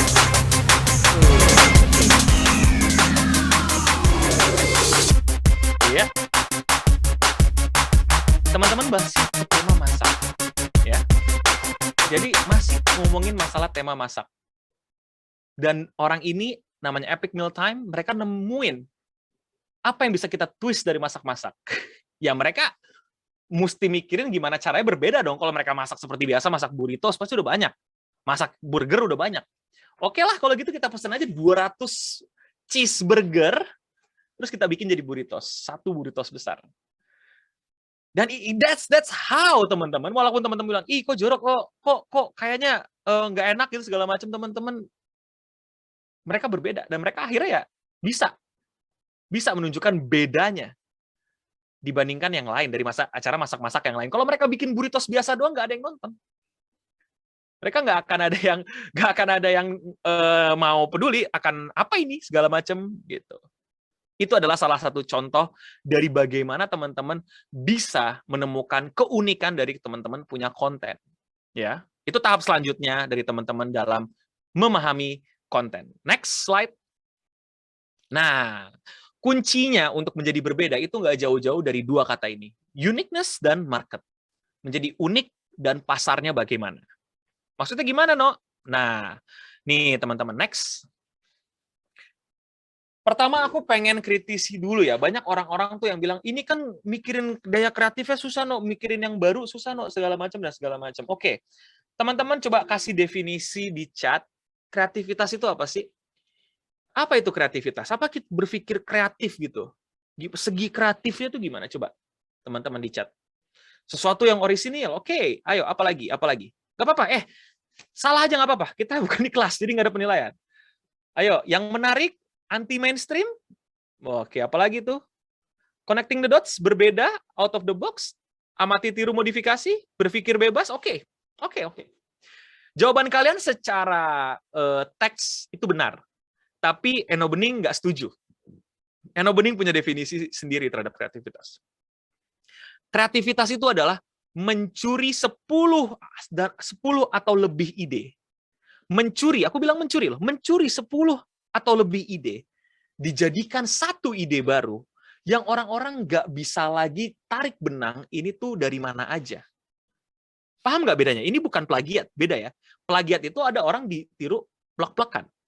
Kreativitas itu teman-teman dari 10, 20, 30 inspirasi dan ide, teman-teman maling itu semua, maling aja. Tapi teman-teman aduk, teman-teman jadiin 1 masakan baru. Itulah kreativitas. Nah, kesalahan berikutnya tentang mindset berpikir teman-teman saat menjadi content creator adalah harus orisinil, harus berbeda, harus out of the box. No, there is no such thing kalau dalam dunia kreatif menurut Eno Bening ya. Ini lagi-lagi preferensi Eno Bening ya. Teman-teman boleh ikutin, boleh enggak gitu. Yang benar adalah teman-teman itu plagiat dari 10 sumber. Kalau plagiatnya 10, nggak bisa plagiat teman-teman. Terlalu banyak sumbernya. Kreativitas itu adalah ketika teman-teman plagiat lebih dari 10 sumber dan orang nggak bisa lagi nemuin ini idenya dari mana aja. Teman-teman nggak sadar bahwa selama ini Eno Bening adalah embodiment dari apa yang selama ini Eno Bening tonton. Ada Jax Films di sini, ada PewDiePie di sini, ada Tomska di sini, ada Pyrocynical di sini, ada iDubbbz di sini. Tapi udah terlalu banyak, udah banyak banget referensinya, sehingga membentuk sebuah entitas baru yang bernama Eno Bening. Nggak bisa dibilang lagi plagiatnya Jax Films, PewDiePie, udah jadi Eno Bening. Nah, itu yang teman-teman tuh suka menurut aku tuh keliru dalam menjadi content creator, dalam mencari jati diri tuh teman-teman ngikutinnya. Itu tahap awal ngikutin, again, it's a first step, it's okay. Tapi for the next, untuk menjadi kreatif, teman-teman mesti cari lebih banyak sumber. Makanya aku suka encourage teman-teman kalau lagi workshop atau apapun. Dan kayak tadi contoh-contohnya gitu, aku jarang banget ngasih content creator Indonesia. Karena banyak banget content creator di luar sana, di luar Indonesia, yang bisa teman-teman tiru. Banyak banget. Terlalu banyak. Belum teman-teman wawasannya ditambahin di kiri kanan deh. Coba. Kak, aku pengen make up beauty. Teman-teman tahu nggak di luar sana udah ada konten kreator ya. Itu cuman nge-make upin tangan. Dan diambil sama konsep itu diambil sama teman aku. Dia itu bener-bener kalau teman-teman tahu silakan di chat. Dia itu cuman make up segini nih. Nih, bener-bener bagian ini. Dia hanya nge-make up mata. Tidak pernah bahas make up yang lain. Dia fokus ngebahas make up tentang mata dan nggak pernah ngasih lihat mukanya secara utuh. Dia bisa bikin ratusan video mengenai mata. Dan mau nggak mau apa? Eyeliner, bulu mata, apa yang terus apalagi yang benang sulam segala macam masuk ke dia semua. Karena yang hanya ngebahas mata dan fokus ngebahas mata cuma dia. That makes the difference gitu. Dari hal yang sederhana gitu. Nggak selamanya mesti berbeda. Kadang-kadang mesti dikerucutin aja. Oke, mata doang. Atau kayak tadi, oh nggak harus berbeda, tapi kita bikin lebih lebay. Makanya kalau teman-teman, Kak, aku ngerti itu, tapi aku masih tetap nggak bisa berpikir kreatif. Oke, ini rumus yang aku ciptakan dan mungkin teman-teman bisa pakai, yaitu adalah the first, the most, and the extreme. Untuk menjadi kreatif, teman-teman mesti ketemu salah satu di antara 3 ini. Jadilah yang pertama, yang mata tadi. Gara-gara dia nonton yang tangan. Itu tuh dari henna-henna gitu tangan, kalau teman-teman pernah lihat, mungkin cewek-cewek di sini ada, di sini cewek-cewek, itu kan apa henna ya, apa sih yang art, apa sih, nato, bukan nato ya, apa ya bilangnya ya? Aku lupa deh istilahnya. Apa sih namanya tradisi itu? Yang hiasan di gambar-gambar tangannya jadi bagus. Henna ya. Oke, sorry. Aku nggak tahu. Ya henna ya, bener ya gitu. Dari situ dia adaptasi langsung. Oke, aku akan ngurusin mata doang. Sekeren itu. Dan dia yang pertama, ya. Ketika dia jadi yang pertama, dia sudah menemukan unique selling proposition atau unique selling point yang bikin dia berbeda. Yang akhirnya bisa diuangkan. Oke, mungkin nggak bisa jadi yang pertama, acara masak-masak udah banyak, ngomongin daging segala macam udah banyak. Tapi jadilah yang the most. The most itu yang selalu ngomongin tentang masak-masak. Apakah teman-teman kalau kemana-mana ngomongin tentang masak, apakah teman-teman kalau bikin konten harus dibalikin ke masak? Teman-teman nih, banyak yang cuma bikin konten masak, tapi ujung-ujungnya bikin konten jalan-jalan di Bandung, tapi nggak ada masak-masaknya. Ayo, harus jadi the most dong. Apapun dibalikin ke masak. Siapa yang the most? Teman-teman tahu nggak? Siapa contoh yang the most? Tadi tadi video udah aku putar tuh. Dia adalah yang the most. Dia bukan the first, tapi dia the most. Tahu nggak siapa? Ayo, tadi contohnya udah ada tuh. Dia the most. Dia selalu nggak pernah bikin yang nggak kayak gitu. Dia selalu balik ke tema itu, balik ke konsep itu. Betul, KB. Mau apapun videonya, pasti. Apapun konsepnya, apapun trennya, ya kan? Tentang sesuatu yang nggak useful tapi dikasih tahu gini loh, sesederhana ini loh. Selalu the most. Mungkin dia bukan yang pertama, aku yakin bukan yang pertama. Ada kok banyak yang udah ngedibang tentang life hack yang di YouTube banyak life hack kan, apa yang life hack itu terus di reaction sama YouTuber kan, dikomenin gitu segala macem. Bukan yang pertama, tapi dia yang selalu fokus terhadap tema itu. Nggak ganti. Tadi kan kayak Bilem kan, nggak ganti dari Squid Game. Squid Game gimana sih? Kenapa nggak jalan di tengah? Dia ngomongin Squid Game, tapi selalu kembali ke konsep yang gini loh gampangnya gitu. Ya, itu the most. Ingat, salah satunya ya teman-teman temuin. Dan yang terakhir, the extreme. Nah, contohnya tadi udah juga ada tuh the extreme. Yang mana the extreme? Siapa contoh yang the extreme? Ingat nggak tadi? Siapa contoh the extreme? Epic meal time. Ya, that burrito guy. Extreme. Mesti gimana?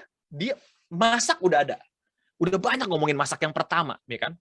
The most yang ngomongin masalah masak dia udah pasti kalah sama Gordon Ramsay. Nggak bisa, udah pasti kedalam sama konten kreator masak yang lain. Terus how to beat the uniqueness, be the extreme. Udahlah, extreme berarti. Gitu. Dan banyak lagi contoh-contoh the extreme lainnya. Ini adalah map yang aku buat ngebantu teman-teman menemukan apakah teman-teman the first, the most, atau the extreme. Salah satunya aja, ya. Kalau bisa dua-duanya lebih bagus. Tiga-tiganya, wah teman-teman menguasai banget tuh. Bener-bener dicari pasti. Yang paling pertama, yang paling sering, dan yang paling ekstrim. Siapa contoh di TikTok? Tadi gue udah sebut. Itu tuh, yang udah dia nggak pernah keluar dari itu. Dia selalu jadi yang pertama, dan dia selalu yang paling ekstrim. Kalau teman-teman lihat, dia tuh rajin banget live stream gitu terus gitu. Sampai kayak kesurupan gitu. Dan mau nggak mau akhirnya apa sih Yubio itu akhirnya ya disponsorin. Lihat deh Instagramnya, TikToknya. Diajak kolaborasi, disponsorin dan lain-lain. Dia menguasai pasar itu. Udah. Itu teman-teman ya. Jadi teman-teman balik ke konsep gimana caranya teman-teman menemukan menjadi yang the first, the most, atau setidaknya the extreme. Nah, aku akan kasih contoh nih. Kenapa sih kita mesti jadi yang kayak gitu? Kita next slide dulu deh. Next slide. Tadi kan unik nih, menjadi yang unik. Sekarang kita ngomongin market. Nah, ini juga nih. Nah, kan teman-teman udah pilih tuh, apakah aku the most, the extreme, atau the first, temuin. Abis itu teman-teman jangan lupa, marketnya siapa. Ingat tadi seperti kita singgung kan. Traveler ke travel vlogger yang cuma 10.000 nggak mau ke gamer yang 2 juta? Karena mereka punya traffic yang jelas. Teman-teman sekarang trafficnya udah jelas belum? Nah, suka banyak nih yang suka kalau ngomong ditanya gitu kan. Maksudnya konten kreator kecil, Kak, aku pengen berkembang gitu. Suka nanyain aku kalau lagi live streaming gitu. Oke, target audiens kamu siapa? Jawabannya begini. Ya siapa aja yang suka sama aku? Aduh. Kalau itu adalah langkah pertama teman-teman untuk menjadi konten kreator, tepat. Nggak masalah. Tapi kalau udah belajar di sini, ini kelas advance. Berarti teman-teman mesti next step. Dalam ilmu marketing, kuncinya adalah you cannot please everyone. Kita nggak bisa membahagiakan semua orang. Nggak bisa. Nggak ada teman-teman. Sebutin satu produk yang membahagiakan semua orang. Fun fact, Apple aja nggak bisa bahagiain semua orang. Berantem mulu kan sama fanboy Android. Nggak bisa. Padahal dia sahamnya all time high. Yang hampir best stock di US. Nggak bisa. Nggak bisa. Nggak pernah bisa. You cannot please everyone. Itu ilmu marketing yang paling teman-teman mesti dapetin basic ya sebagai content creator. Jadi teman-teman cari traffic yang teman-teman mau. Age, gender, city, job, income, material status, property, ini yang paling basicnya aja. Teman-teman harus tahu kira-kira umur berapa. Prefer cewek apa cowok. Tinggal di mana. Udah bekerja belum? Ada penghasilan nggak? Ada yang beli nggak? Menikah? Belum menikah? Properti dan lain-lain. Berpengaruhnya kemana? Berpengaruhnya ke isi konten teman-teman nantinya. Balik lagi ke tema masak. Kalau teman-teman target audiensnya kira-kira anak muda, 18-23 ya, gendernya cowok, tinggal di Jakarta, punya job, income-nya ya lumayan lah, masih tinggal di kos-kosan, belum menikah. Apa ngomongnya bikin konten gini? Hai teman-teman semua, aku Eno Bening. Kali ini kita akan belajar bagaimana caranya memasak nasi goreng. Pertama-tama teman-teman siapkan lebih dahulu. Kira-kira pas nggak tuh sama target audiens? Enggak. Kalau ke ibu-ibu pas, halo ibu-ibu, halo bunda, selamat pagi, semuanya sehat. Kali ini kita mau masak nasi goreng, pas. Pas. Tapi kalau misalnya mau sama 18-23, gaya kontennya nggak bisa kayak gitu. Padahal sama-sama konten masak loh teman-teman. Tapi itu berpengaruh. Jadi ketika menemukan unique konten, jangan sampai teman-teman lupa target audiensnya siapa, marketnya siapa. Dan itu akan disesuaikan sama teman-teman dalam kontennya. Gitu teman-teman ya. Jadi jangan teman-teman lupakan market, dan teman-teman nantinya dari market ini teman-teman bisa dapetin audiens. Nah, audiens ini apa sih manfaatnya dan kenapa audiens ini penting gitu. Next. Audiens itu penting banget dalam dunia content creator. Audiens inilah yang membedakan teman-teman dari media-media konvensional. Next slide.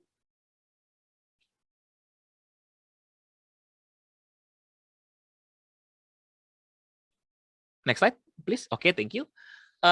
Audience itu adalah traffic atau yang teman-teman bisa dapetin di social media, dan teman-teman punya semacam relasi dan kontrol.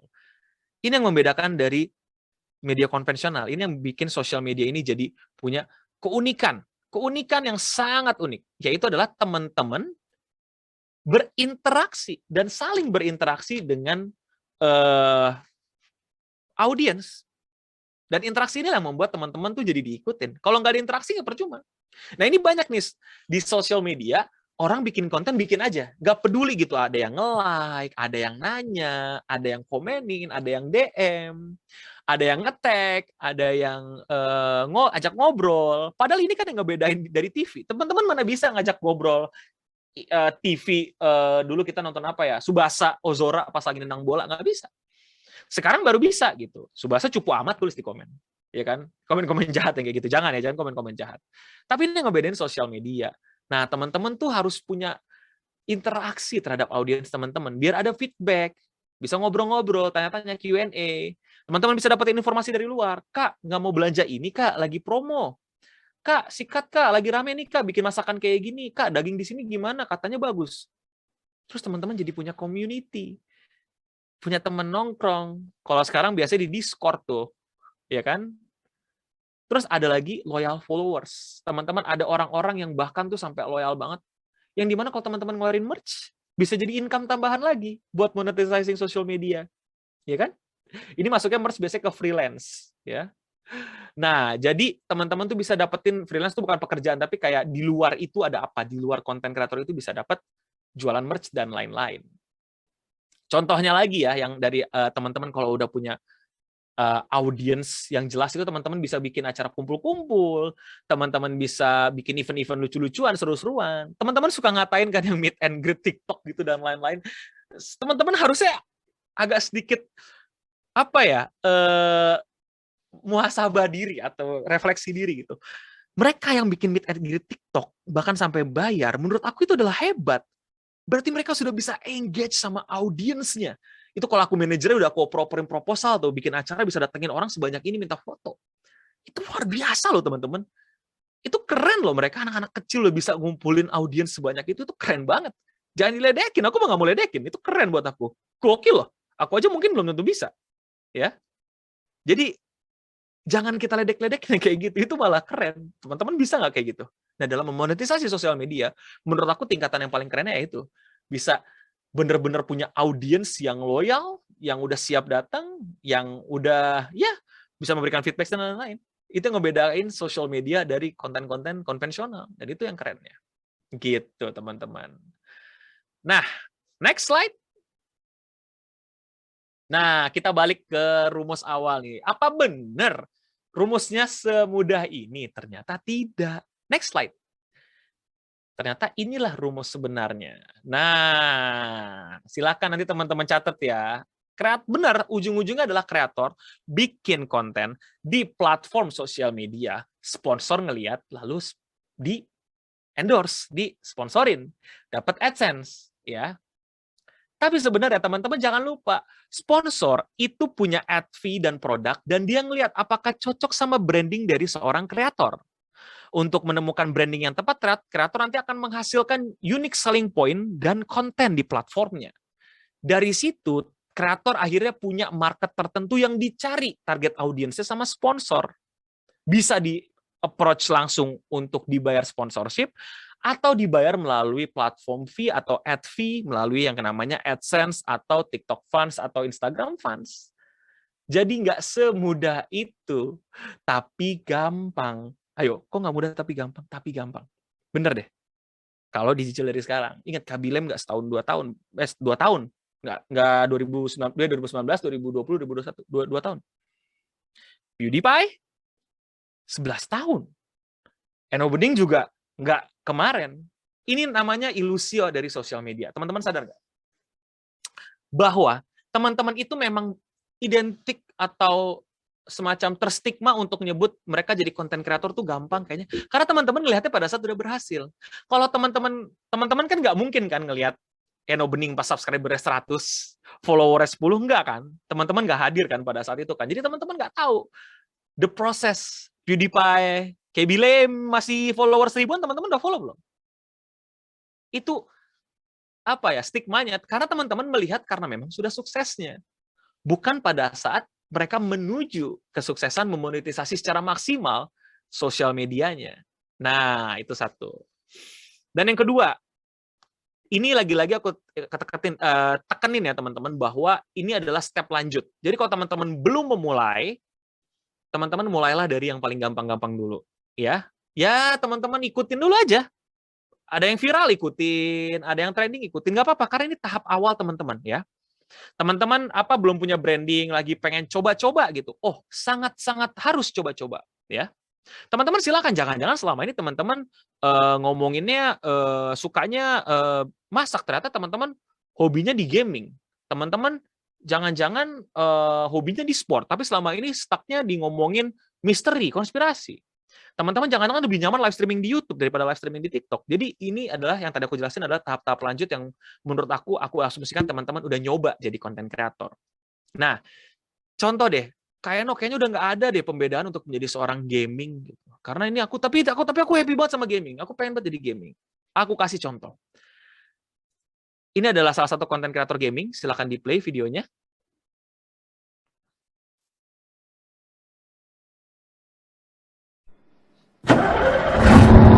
Teman-teman kalau main game Genshin, PUBG, FF, lihat orang ini. John, dari penumpangnya John. Ora jagong rapi terus. Dia main sapu ke konting nih kabeh. Bes-besan. Rapiane hari ditarik tok. Views-nya juta. Namanya 130. Ini dia mainnya bahkan role play teman-teman, lihat. Sampai ada temennya jadi connect. Ini game, lihat tuh. Ini game yang kalau kata orang-orang game burik, ini game burik, lihat. Tapi dia seriusin sampai lihat ngedesain ruang gamingnya kayak bener-bener kayak bus. Ditaruhin TV, ditaruhin ini segala macam. Gaming dan punya pasarnya sendiri dan berhasil sekarang mereka. Lihat, lihat tuh komputernya. Dia bener-bener role play, mainnya kayak ngobrol sama keneknya bener-bener kayak lagi bener naik bus teman-teman. Mesti beda, mesti tuh, nggak mungkin juga sama gitu. Lihat di TV diputerin lagu dangdut kayak bener-bener kayak di bus-bus. Dan mereka bukan orang Jakarta, teman-teman. Tapi mereka udah punya traffic dan mereka udah menang beberapa award yang aku tahu, bahkan award content creator. Jadi nggak ada namanya teman-teman tuh, aku nggak bisa bedain diri lagi. Teman-teman selalu ada celah, teman-teman. Tahu ini gampang, tinggal dicoba. Oke, stop. Stop dulu videonya. Nah, itu dia sekitar 5 tahun yang lalu. Dan sampai sekarang dia masih bikin konten, teman-teman. Play video berikutnya. Lihat, masih pakai komputer yang gimana, masih modal green screen, masih tempel-tempel doang, layar satu, segala macam. Dan sekarang, karena keteguhan hati dia menjadi seorang content creator, dan dia happy banget mainin bus simulator ini ya. Play video berikutnya. Nah, sekarang dia udah punya budget ya. Budget AdSense dipakai buat internet dulu lah. Monitor kan umat. John, aku menyerah ini. Udah ada alat-alatnya dibikin lebih canggih dan lain-lain. Ya, pusing ya. Ya wis, paten wis. Kameranya udah ada 2. Oke, stop. Poinnya apa ya, Nom? Teman-teman sadar nggak bahwa yang dilakuin oleh konten kreator yang bisa memonetisasi konten-kontennya itu adalah konten kreator yang emang udah seneng dan bahagia bikinnya. Karena tadi ingat, PewDiePie 11 tahun, KB Lem 2 tahun, itu membuat hal itu berangsur-angsur setiap harinya. Tiap hari bikin konten, tiap hari upload. Dia ngelakuin apa yang emang seru dan keren dan bisa dinikmati terus-menerus. Nah, ini teman-teman, yang teman-teman mungkin suka lupa gitu. Teman-teman siap nggak ngelakuin ini tiap hari? Creating content every day, every second, every minute. Sampai upgrade terus, sampai bisa dari yang sederhana, sampai tiba-tiba layarnya sekarang udah 3, komputernya upgrade. Nah, ini semua bisa dilakuin kalau teman-teman emang bisa live more, ya. Dan dunia perbankan teman-teman itu dibikin lebih sederhana, di DBS tentunya. Nah, makanya teman-teman balik ke teman-teman sendiri nih. Gimana teman-teman nanti nikmatin konten-konten ini, bikin tiap hari, happy nggak sih? Every day teman-teman bikin konten, upload, live streaming, TikTokan. Seneng nggak? Bahagia nggak? Bayangin, tiap hari 1 video aja deh coba teman-teman. Kalau enggak ya, aku nggak bisa paksa. Karena mungkin memang dunia teman-teman bukan dunia konten kreator. Tapi fakta lapangannya, beginilah dunia konten kreator teman-teman. Bertahun-tahun, di tempat tiap hari, dari hal yang gampang, tapi dilakuin tiap hari. Itu bedanya. Gampang. Aku setuju, bikin konten kreator itu gampang, tapi dilakuin setiap hari. Bisa nggak? Nah, gitu. Contoh lainnya ya, ada konten kreator ngomongin desain. Tapi dia sebenarnya nggak bener-bener amat desainnya. Ya, play video berikutnya. Idea of your logo, but it's really poorly executed. I felt like I deserved this, so...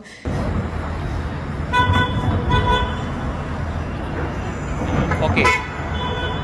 Jadi ini orang namanya Emily, dan dia ini sebenarnya ngeparodiin cewek-cewek di Amerika yang kayaknya ngerti desain. Tapi nggak ngerti desain sebenarnya. Nah, jadi one day dia itu ngerubah logo Microsoft jadi muka dia. Dan dia tuh bikin konten itu terus-menerus setiap hari. Ganti logo Microsoft, McD, dan lain-lain gitu ya. Ini aku nggak saranin dilakuin di Indonesia ya, karena aku nggak tahu aturannya gimana, tapi di Amerika kan cukup bebas ya.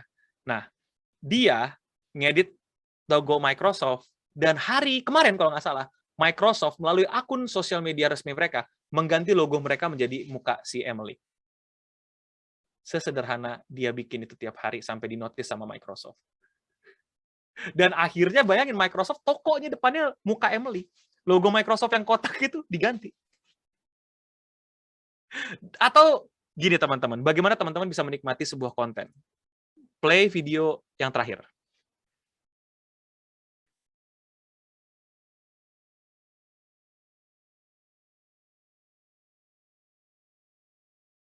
As you guys know, I like to give away money, but in this video, we're gonna do it a little different. I'm gonna give people a choice. Would you rather have this $10,000 in cash or this key that goes to something expensive? You have 10 seconds to decide. 10, 9, 8, 7, 6, 5, 4, 10 grand? 2, The key. Yeah, we hate money. You just turned down $10,000. You don't know what this key goes to. Okay, I'm not really sure if I should have took the key, but my gut feeling says you gotta take the key, so I gotta go with my gut. Duitnya entah dari mana. Aku tahu sih bisa jelasin sih duitnya dari mana. Tapi teman-teman tahu kan kalau dia itu bagi-bagi duitnya tuh bener-bener yang kayak teman-teman kan ngeliat, iya kayaknya aku pengen bikin konten berbagi gitu. Pasti nggak susah nih gitu. MrBeast bukan jadi yang pertama bikin konten berbagi. MrBeast bukan jadi orang yang pertama, bukan jadi orang yang selalu bikin konten berbagi. Tapi ketika dia bikin konten berbagi, dia ekstrim. $26.000 tuh berapa rupiah dapat mobil harga 26. Udah dikasih aja ke orang, udah gitu aja. Dan yang semua dia lakuin ini reals. Dia ekstrim. Dan dia ngelakuin ini selalu dalam hidupnya, dia nggak kerja lagi, udah fokus bikin konten kayak gini. Dan dia berhasil sampai sekarang. Dia benar-benar udah nggak mikirin duitnya lagi. Bahkan dia janji semua duit yang dia dapat dari bikin konten dipakai buat bikin konten lagi. Nah, oke, udah dulu videonya. Jadi itulah teman-teman, bagaimana yang aku pengen jelasin ke teman-teman, kalau teman-teman tuh bikin konten, mesti 3 kunci itu yang tadi, nggak keluar dari situ. Dan bagaimana teman-teman bisa ngelakuin itu tiap harinya. Setelah itu, teman-teman nggak tanpa teman-teman sadari, kok tiba-tiba mulai di email, kok tiba-tiba di DM untuk barter dan lain-lain. Kita jangan langsung lihat MrBeast. Teman-teman kalau mau nyaingin MrBeast, aku pun juga ragu. Orang Indonesia mau nyaingin MrBeast pun, aku bilang aku ragu gitu loh. Jadi ya, itu poinnya teman-teman. Dalam menjadi dunia konten kreator, memonetisasinya, ingat mindsetnya gampang. Udah tahu gampang, mana videonya hari ini? Besok kalau masih nggak ada video, ya teman-teman udah nggak boleh bilang gampang lagi. Dan jangan kaget, kayaknya terlambat deh kalau mau jadi konten kreator. Ya makin terlambat, karena teman-teman terus menunda hari ini, hari esok, itu terlambat. Udah berapa tahun teman-teman terlambat, dan makin terus terlambat ke belakang. Ya, teman-teman lihat udah berapa banyak konten kreator baru yang terlambat, malah tetap terlambat hitungannya, tapi ya bisa lebih banyak. Lahirnya TikTok juga itu kan. Kita lihat berapa banyak orang yang terlambat dan udah nggak peduli lagi sama kata terlambat. Aku bukan motivator, aku nggak bisa kasih tahu, oh nggak ada kata terlambat. Nggak, terlambat bener. Iya, atau jangan besok, sekarang. Malam ini masih ada waktu bikin konten. Gampang kan? Kita sepakat tadi kan, bikin kok gampang. Kok gampang ya influencer foto doang 10 juta? Emang gampang. Tapi 10 tahun. Tapi 5 tahun. Tapi terus bikin. Tapi terus kayak Emily, ngacak-ngacak logo orang sampai di-notice sama yang punya logo beneran. Ya. Dan ingat teman-teman, itulah enaknya kalau teman-teman live more. Ya, and learn more. Di DBS. Oke, thank you. Itu untuk hari ini, dan aku ngebuka sesi Q&A, aku kembalikan ke moderator. Ya, thank you banget, Mas Eno. Wow, materinya hari ini sangat banyak memberikan ilmu baru ya. Aku jadi tertarik nih, kira-kira bisa nggak ya jadi seorang content creator? Bisa. Udah pasti terlambat, tapi ya masih bisa. Betul, harus jadi berbeda juga ya Mas Eno ya, kalau emang kita mulainya sekarang ya. Oke, Mas Eno, ini udah banyak pertanyaan dari teman-teman semuanya. Thank you yang udah masukin pertanyaan di kolom Q&A. Kita akan coba pilih beberapa pertanyaan yang menarik nih ya. Untuk pertanyaan pembuka Mas Eno, dari Mas Gede Ryoga. Mas Eno, kalau misalkan tertarik untuk berkecimpung di bidang sosmed, social media specialist, sebenarnya kita harus mulai dari mana sih? Nah, itu satu. Dan ini ada pertanyaan yang mirip juga, mungkin kita boleh jawab sekalian, Mas Eno. Apakah ada jurusan kuliah yang menjadi landas untuk menjadi seorang content creator? Oke. Nah, oke, boleh dua nih. Silakan Mas Eno. Oke, bener banget. Konten kreator sama social media spesialis itu nggak bisa dipisah. Jadi konten kreator itu kata lainnya social media spesialis. Tapi sebenarnya juga sekarang konotasinya kalau di dunia kerja tuh orang yang bekerja. Bukan untuk diri sendiri, tapi untuk perusahaan. Biasanya disebut social media spesialis. Sebenarnya konten kreator juga. Kok bisa? Karena ujung-ujungnya bikin konten untuk kebutuhan social media. Jadi social media spesialis itu. Nah, itu juga penting. Social media spesialis itu letaknya di sini. Ini social media analis, ini social media strategis. Kalau di kantor-kantor tuh social media tuh sekarang 3 orang itu. 3 tim biasanya. Social media strategis orang-orang seperti aku yang ngomongin masalah strategi, branding, dan lain-lain gitu kan. Gimana nih social medianya mesti terlihat seperti apa? Ingat, representasi. Karena teman-teman sadar nggak sih, admin-admin di social media tuh lebih cihuy dan lebih halus dibandingkan iklan-iklan yang konvensional yang kaku. Karena itu ada strateginya. Dari social media strategis turun, nah strategi-strategi itu dieksekusi sama social media spesialis, orang yang udah biasa bikin konten untuk social media. Jadi emang lebih beda vibe-nya nanti sama orang-orang yang biasa bikin konten konvensional. Nanti lahir datanya masuk ke social media analis, dan analis itu nggak hanya ngumpulin data mah tinggal data analitik, tapi juga monitor. Bagaimana nih sentimen orang terhadap Eno Bening misalnya, Eno Bening jadi sebuah produk gitu, di luar di Eno Bening diomongin apa? Kan nggak selamanya orang mention Eno Bening, bisa jadi digosipin di Twitter kan, di no mention dan lain-lain. Itu tugasnya analis juga, dan memprediksikan kira-kira tren apa yang keluar dan lain-lain. Data-datanya dibalikin ke sosial media strategis, dan segitiga itu ya. Kalau nanti teman-teman mau kerja sebagai salah satu yaitu sosial media spesialis, jangan lupa. Jadi jangan nanti teman-teman kerja ngerjain semuanya, capek ya. Nah, untuk memulai karir awal untuk jadi seorang sosial media spesialis ya tentu saja dengan membangun portofolio online-nya. Instagram sendiri aja dulu, atau bikin Instagram community, atau Instagram iseng-iseng. Teman aku menjadi seorang sosial media spesialis berawal dari bikin konten Instagram tentang apa sih, aku lupa. Maaf, aku kalau salah nyebut ya. Mainan-mainan kayak Hot Wheels itu namanya apa ya teman-teman? Kayak mobil-mobil kecil gitu. Sorry nih kalau salah penyebutan. Kayaknya itu, dari situ. Benar-benar ngumpulin itu, berbagi informasi. Diecast, oke, thank you, aku baru ingat. Ya, dari bikin diecast, dan dia jadi sosial media spesialis di kantor perusahaan Bonafit. Jadi mulai dari yang sederhana aja. Dari teman-teman mulai sendiri dulu. Gitu. Pakai Instagram sendiri dulu aja. Itu yang aku bingung. Kok orang-orang kayaknya ngelihat, Eno Bening kuliah di mana sih, atau kayak susah banget. Aku benar-benar juga mulai dari sendiri, sampai direkrut dan belajar pengalaman, akhirnya sekarang bisa di sosial media strategis. Kalau ditanya, apakah ada jurusan kuliahnya, aku akan jawab nggak ada yang emang khusus ngebahas sosial media spesialis atau konten kreator. Kenapa? Karena memang nggak ada kurikulumnya, beda. Ya kan? Tapi mungkin teman-teman bisa mendapatkan manfaat lebih dari kuliah desain, kuliah film yang emang belajar editing dan desain, karena kan sosial media nggak jauh-jauh dari editing dan desain. Namun di lapangannya nggak sedikit juga orang yang terjun di sosial spesialis atau bahkan menjadi konten kreator tidak mengambil penjurusan atau kuliah tersebut, belajar sendiri juga dari YouTube gitu. Dan aku pun juga udah sempat ngobrol-ngobrol, kan ada isu kan kayak sosial media mau dijadiin kurikulum di dunia pendidikan. Aku sampai sekarang pun kita ngobrol-ngobrol susah dapatnya. Kenapa? Karena tau nggak apa? Sosial media itu ilmunya berubahnya 0,1 detik per hari. Tiap kali berubah. Ingat dulu Twitter ada fleet, ada story Twitter, nggak nyampe sebulan hilang. Kalau udah dimasukin ke buku gimana kurikulum? Nggak bisa besok-besok, nggak bisa belajar gitu, udah hilang gitu. Apa? Instagram dulu bilangnya tempat foto paling bagus sosial media Instagram foto, ya kan? Nggak bisa. Besok head of Instagram si Adam bilang we are no longer photo sharing apps. Kita sekarang fokusnya ke Reels. Saya bingung, kurikulum berubah lagi. Jadi susah kalau misalnya sosial media itu mau jadi kurikulum di Indonesia, bahkan di dunia susah sampai sekarang belum dapetin gitu. Jadi kalau misalnya teman-teman pengen bener-bener nyobain, aku saranin desain dan film, tapi nggak wajib juga untuk masuk sebuah jurusan untuk menjadi content creator sih. Di lapangannya begitu. Yang penting portofolio itu paling penting banget. Oke, berarti teman-teman sebenarnya dengan background kuliah apapun bisa ya, asalkan nanti ilmunya dipelajari dan dimulai dari sekarang, segera. Oke, masih menyambung tadi nih, Mas Eno kan sempat mention terkait perubahan sosial media yang cepat banget. Memang perubahan sosial media, Instagram, YouTube, dan lainnya itu cepat sekali. Nah, di sini ada pertanyaan dari Salsabila Putri. Ada tidak sih medsos yang menurut Kak Eno ini paling sulit atau tantangannya lebih besar dibandingkan sosial media lainnya? Nah, kalau boleh tahu kira-kira apa nih yang membuat sosial media ini jauh lebih sulit dan bagaimana Kak Eno mengatasinya atau solusinya untuk menjalankan sosial media tersebut? Jujur kalau sebagai sosial media strategis, aku akan angkat tangan kalau dikasih Facebook.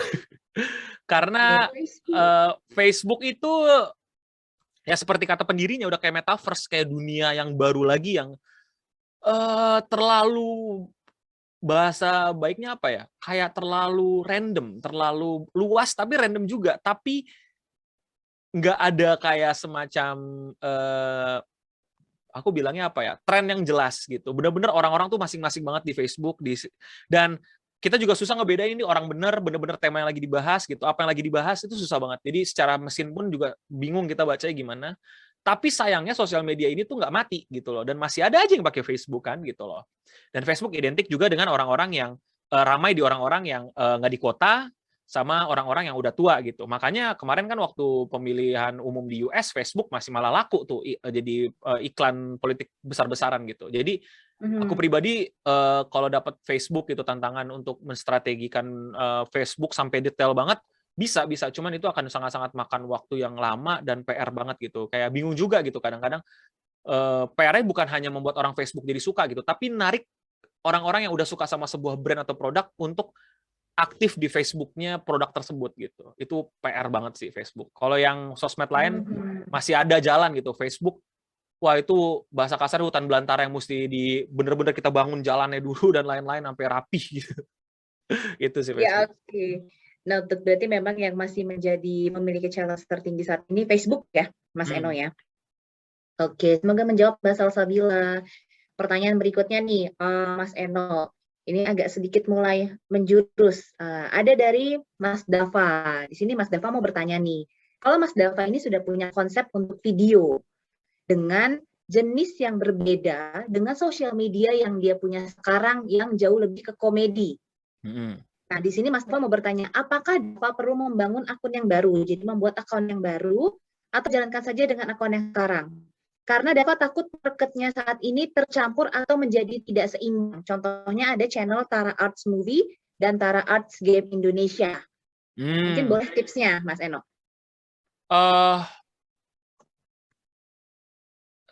Tiap konten kreator punya reason yang berbeda ya untuk memisahkan channelnya gitu. Aku sendiri punya Eno Bening, ada Eno Bening 2 juga gitu. Reasonnya adalah kalau Eno Bening 2 itu lebih ke spam, kayak bener-bener apa yang aku pengen upload aja gitu. Bahkan memes yang kalau misalnya kenapa-napa ya juga bodo amat di channel itu. Tapi pengen aku abadikan.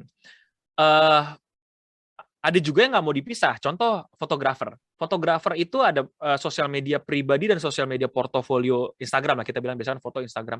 Itu nggak dipisah. Kenapa? Karena foto narsis dia pun bagus. Dia fotografer gitu. Foto dia cuman selfie pun bagus karena fotografer. Jadi dia berani pamerin foto selfie dia karena dia fotografer. Bahasa kasar dia pengen bilang, gue selfie aja bagus loh bro, gitu. Nah, itu kan jadi nggak masalah. Strategi dia kan jelas gitu. Nah, strategi Dava balik ke gimana gitu. Kalau tujuan tadi aku dengar tujuan Dava adalah takut kecampur, sekarang aku tanya, emang kalau dipisah yang lama ini mau dijadiin apa?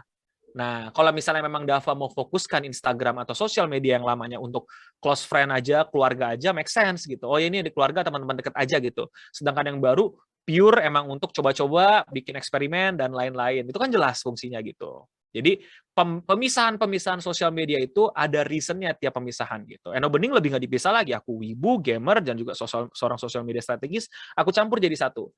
Boleh tahu nggak Eno Bening? Kenapa? Karena di situ adalah Eno Bening gitu loh.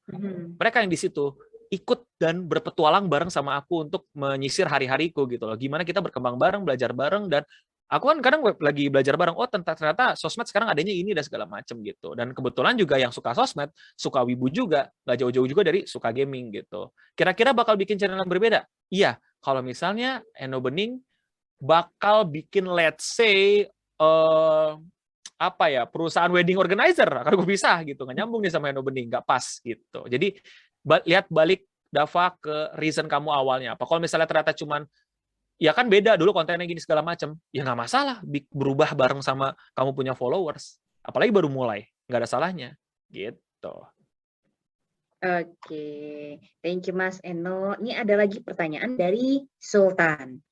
Nah, kalau Sultan mau bertanya nih, Mas Eno, sesuai dari pernyataan Mas Eno tadi, konten kita itu menentukan ads YouTube. Apakah bisa kalau algoritmanya kita balik? Jadi misalkan YouTube lagi banyak menayangkan iklan Netflix, ya udah kita bahas nih film-film Netflix aja sebagai konten. Biar nanti iklan Netflixnya nyantol di YouTube kita. Gimana menurut Mas Eno? Rugi. Karena Oh. kamu nutup potensi 2 yang tadi. Yaitu kamu emang lagi pengen bahas Netflix apa enggak? Contoh, kamu adalah orang masak gitu. Terus apa? Masak sambil nonton Netflix. Nggak nyambung kan? Cuman buat ngincer ads doang. Kamu jadi rugi yang tadi. Kamu nutup pintu paid promote demi traffic yang kayak gitu. Belum, karena aku bilang resikonya. Belum lagi kalau YouTube nganggap video kamu harusnya dolar kuning, ya kan? Belum kerugian apa? Penonton yang udah kamu bangun. Yang misalnya penonton kamu dibangun untuk orang-orang yang ngomongin masalah masak, tiba-tiba kamu ngomongin Netflix. Nggak nyambung dong, gitu loh. Kesian penonton kamu. Kita subscribe dia buat acara masak dong, gitu. Nah, jangan tiba-tiba kamu ganti itu kan kayak, loh, kok dia tiba-tiba ngomongin Netflix gitu? Kok tiba-tiba jadi wibu gitu? Kupikir masak, kecuali kamu masak-masakan wibu kayak siapa? Chef Arnold. Make sense, dia masih masak tapi dia nyenggol wibu.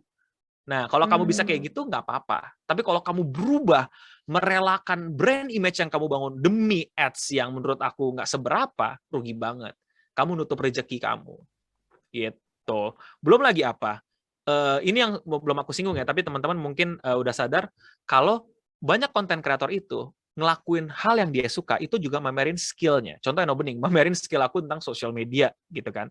Sehingga yang freelance itu sebenarnya adalah pintu yang dimana kita tidak pakai sosial media kita, tapi misalnya contoh gitu, aku nih diminta tolong sama DBS gitu, sharing sama teman-teman, bantu kita ngobrol-ngobrol gitu kan, nggak pakai sosial media aku, itu juga urusannya balik ke pintu rezeki freelance. Jadi menurut aku jangan sampai teman-teman hanya fokus ke satu pintu rezeki, apalagi kalau teman-teman pilih pintu rezeki platform doang.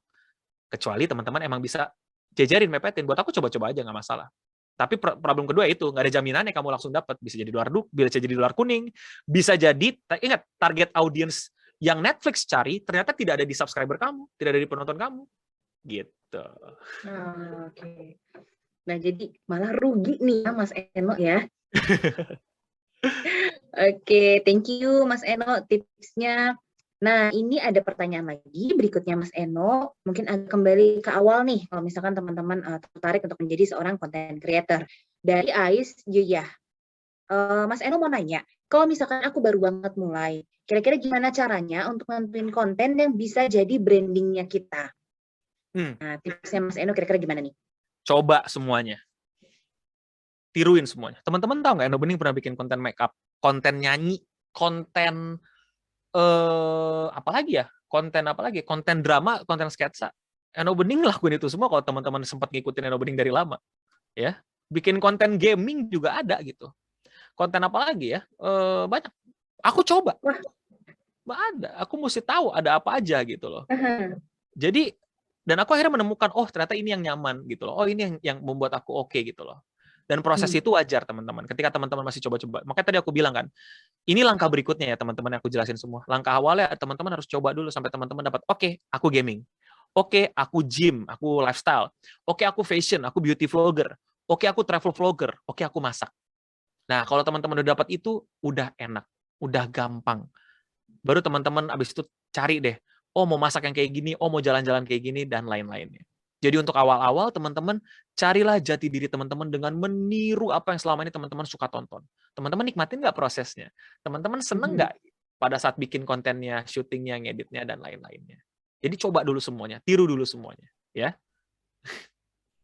Oke, thank you Mas Eno. Masih ada beberapa lagi boleh Mas Eno ya? Boleh. Oke, ini ada dari Arik Naufal. Mas Eno, aku ditawarin endorse produk skincare yang nggak nyambung nih, agak niche. Apakah worth it untuk mengorbankan, jadi misalkan dia memilih mengambil produk ini pada niche banget nih, untuk menambah portofolio kerjasama. Worth it nggak? Baru mulai kan? Baru bikin kan? Ambil. Tapi dicek ya skincare-nya yang emang beneran udah izin edar apa nggak, karena aku takutnya ke hukumnya sih gitu loh. Tapi kalau misalnya emang udah jelas ya silakan ambil. Untuk portofolio awal-awal nggak apa-apa, cobain aja. Menurut aku baru mulai awal tujuannya bukan buat langsung dapat cuan apa nggak, belajar bekerja sama dengan brand. Apa ini pertama, sikat dulu. Belajar kamu dapat pengalaman gimana caranya kerjasama dengan brand. Tapi nggak nyambung ke aku gamer, nggak apa-apa. Dari situ kamu dapat pengalaman, dari situ kamu dapat experience, dan kamu dipercaya. Ternyata kamu ada loh yang mau sponsorin kamu untuk mancing sponsor-sponsor berikutnya datang. Jadi untuk awal-awal, aku bilang ambil aja.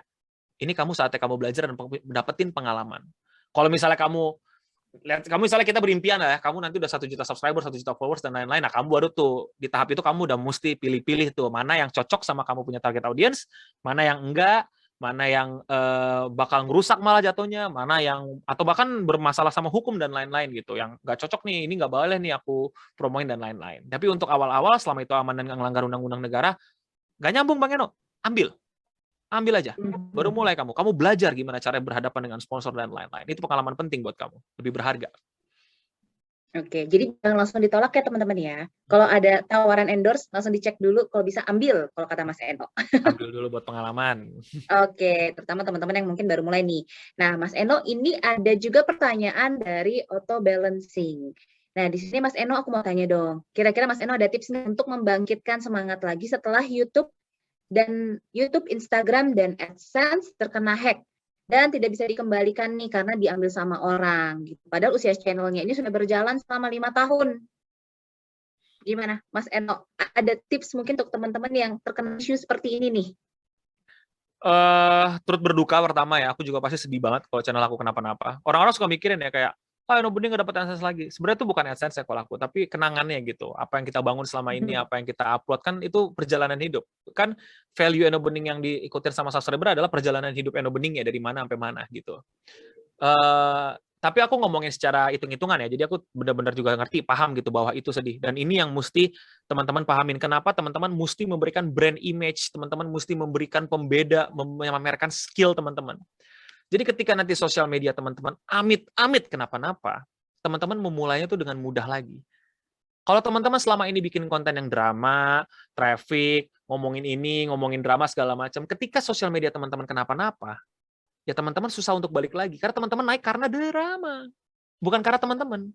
Ya, ingat kata-kata Eno Bening. Sekali kamu terkenal karena drama, karena konflik, kamu mesti bikin konflik dan drama lagi untuk tetap terkenal. Tapi kalau kamu terkenal karena karya, karena diri kamu, ya kamu tinggal bikin karya lagi untuk terkenal. Kamu tinggal bikin sosmed lagi untuk terkenal. Itu pentingnya pencegahannya. Ya pencegahannya secara security dan lain-lain itu bisa diomongin secara masalah teknis ya, tapi secara personality dan social media career, itulah pentingnya teman-teman jangan mikirin traffic, tapi mikirin branding image teman-teman di sosial media. Jadi ketika nanti ada amit-amit apa-apa, bangkitnya cepat lagi. Nah, untuk semangatinnya gimana sih caranya untuk memulai? Aku akan ajak teman-teman untuk ngelihat sisi baiknya. Kita udah pelajarin do and don't-nya di situ. Ya, sekarang teman-teman nggak perlu ngulang don't-nya, tinggal lakuin do-nya. Ya, dan kalaupun teman-teman mau istilahnya apa ya, mengulang dari awal, aku jujur-jujuran emang susah, emang akan lebih susah gitu. Tapi ketika kita tidak mengulangnya sekarang, mundur lagi kan, ngulang mundur lagi. Apalagi kalau teman-teman ternyata udah nikmatin semua proses menjadi konten kreator ini, ya susah loh nyari moodnya nanti segala macam. Mumpung udah ketemu nih semua, udah dibangun studionya, udah dibangun skill setnya, nanggung kalau misalnya kita nunda. Yes, aku pun juga bersedih, aku pun juga berduka pasti kalau itu terjadi sama aku. Dan aku juga paham, mungkin aku nggak akan segampang ini ngomongnya. Tapi aku akan ngomongnya secara realistis daripada kita tunda lagi. Yuk semangat, kita mulai dari awal lagi bareng-bareng. Oke, jangan patah semangat. Ayo buat lagi ya, Mas. Oke, satu pertanyaan terakhir ya, Mas Eno. Ayo. Ada 2, aku gabung aja langsung karena agak lumayan masih sama nih. Dan sebenarnya tadi udah disinggung sama Mas Eno sedikit, tapi mungkin boleh karena tadi ada teman-teman yang baru bergabung lagi. Dari Kuda Hidden Gaming nih, Mas Eno. Mas Eno, apakah mungkin jumlah view jadi faktor utama besar kecilnya pendapatan kita dalam melakoni dunia sosial media, terutama sebagai content creator? Nah, dilanjutkan lagi ada satu pertanyaan dari Anonymous. Apakah rate berdasarkan followers masih relevan untuk saat ini dengan sistem algoritma? Kenapa tidak dari engagement rate? Nah, agak sedikit teknis. Boleh, Mas Eno? Oke. Lagi-lagi, teman-teman keliru melihat social media followers tuh kayak satu-satunya gitu. Enggak, tapi engagement juga penting. Engagement juga penting, dan brand juga udah ngelihat itu. Mereka nggak mau dong bondong gitu, kayak nggak mungkin lah ada brand A gitu, wah dia 2 juta followers ditaruh gitu, tapi nggak dicek kok komennya cuma 20 gitu kan, apaan nih 2 juta nggak apa nih gitu kan. Nggak, pasti mereka juga ngelihat engagement rate-nya berapa dan kemungkinannya berapa. Dan ingat teman-teman jangan keliru, teman-teman dapat followers kecil nggak apa-apa, tapi niche-nya jelas nggak? Niche-nya jelas nggak teman-teman? Yang kemarin aku dengar bisik-bisik tuh konten kreator yang ngomongin finansial tuh dicari banget. tapi dikit banget, nggak ada, susah nyarinya gitu. Mungkin kalau dia cuma punya 2.000-3.000 followers langsung dicari. Karena ini tepat sasaran, karena dia bikin reason orang follow si A karena ngomongin finansial. Jadi kalau tiba-tiba ada brand hadir, brand ngomongin tentang finansial, maka orang-orang ini juga akan nyambung. Oh ya, kita juga lagi nyari finansial, masalah ini dan lain-lain. Gitu loh.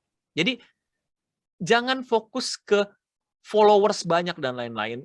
Benar, harus diakuin, followers banyak makin banyak cuannya, makin banyak kesempatan ngecuaninnya. Tapi bukan berarti followers kecil, tandanya nggak cuan sama sekali, nggak akan menghasilkan uang sama sekali. Gitu. Yang masih dikit di Indonesia, banyak nih aku sebutin aja, aku sering dicari orang, finansial, sport, bahkan bola.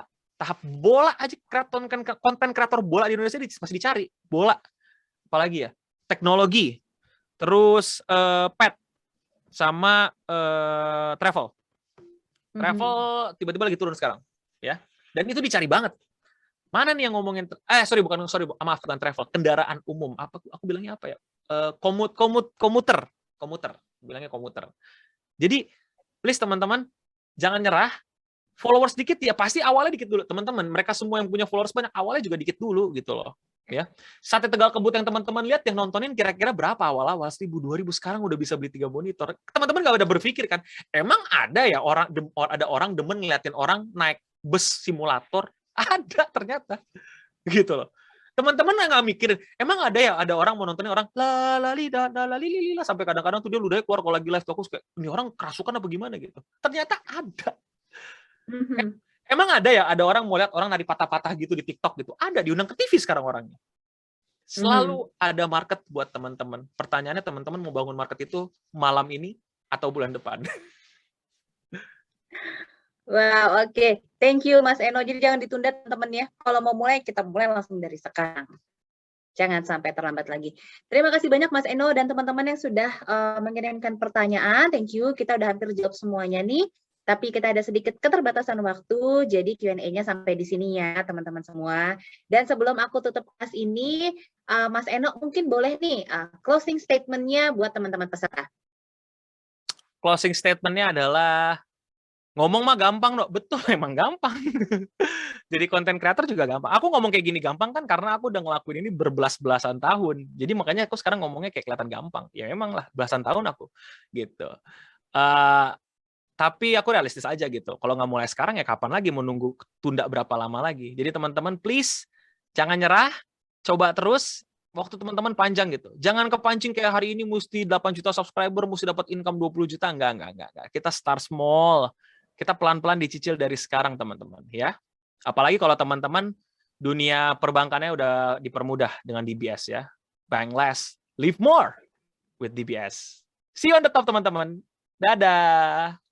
Thank you so much, Mas Eno. Dan baiklah teman-teman semua, kita sudah sampai di penghujung kelas online kita malam ini, Monetizing Social Media bersama Eno Bening Social Media Strategist. Akan ada link, tadi sepertinya sudah di-share di kolom chat. Teman-teman bisa akses link tersebut untuk mengisi survei dan nantinya juga bisa mendownload materi ataupun silabus dari Mas Eno malam hari ini. Sekali lagi saya ucapkan terima kasih untuk Mas Eno, trainer kita pada malam hari ini. Kelas yang seru, banyak banget ilmu yang kita dapatkan malam ini. Dan terima kasih juga untuk teman-teman yang sudah standby tadi dari awal sampai akhir, nggak gerak nih, nggak berkurang. Karena materi yang disampaikan pastinya sangat bermanfaat untuk kita. Terima kasih banyak untuk teman-teman semua. Dan jangan lupa juga untuk cek-cek ya kegiatan atau program dari Live More Society berikutnya.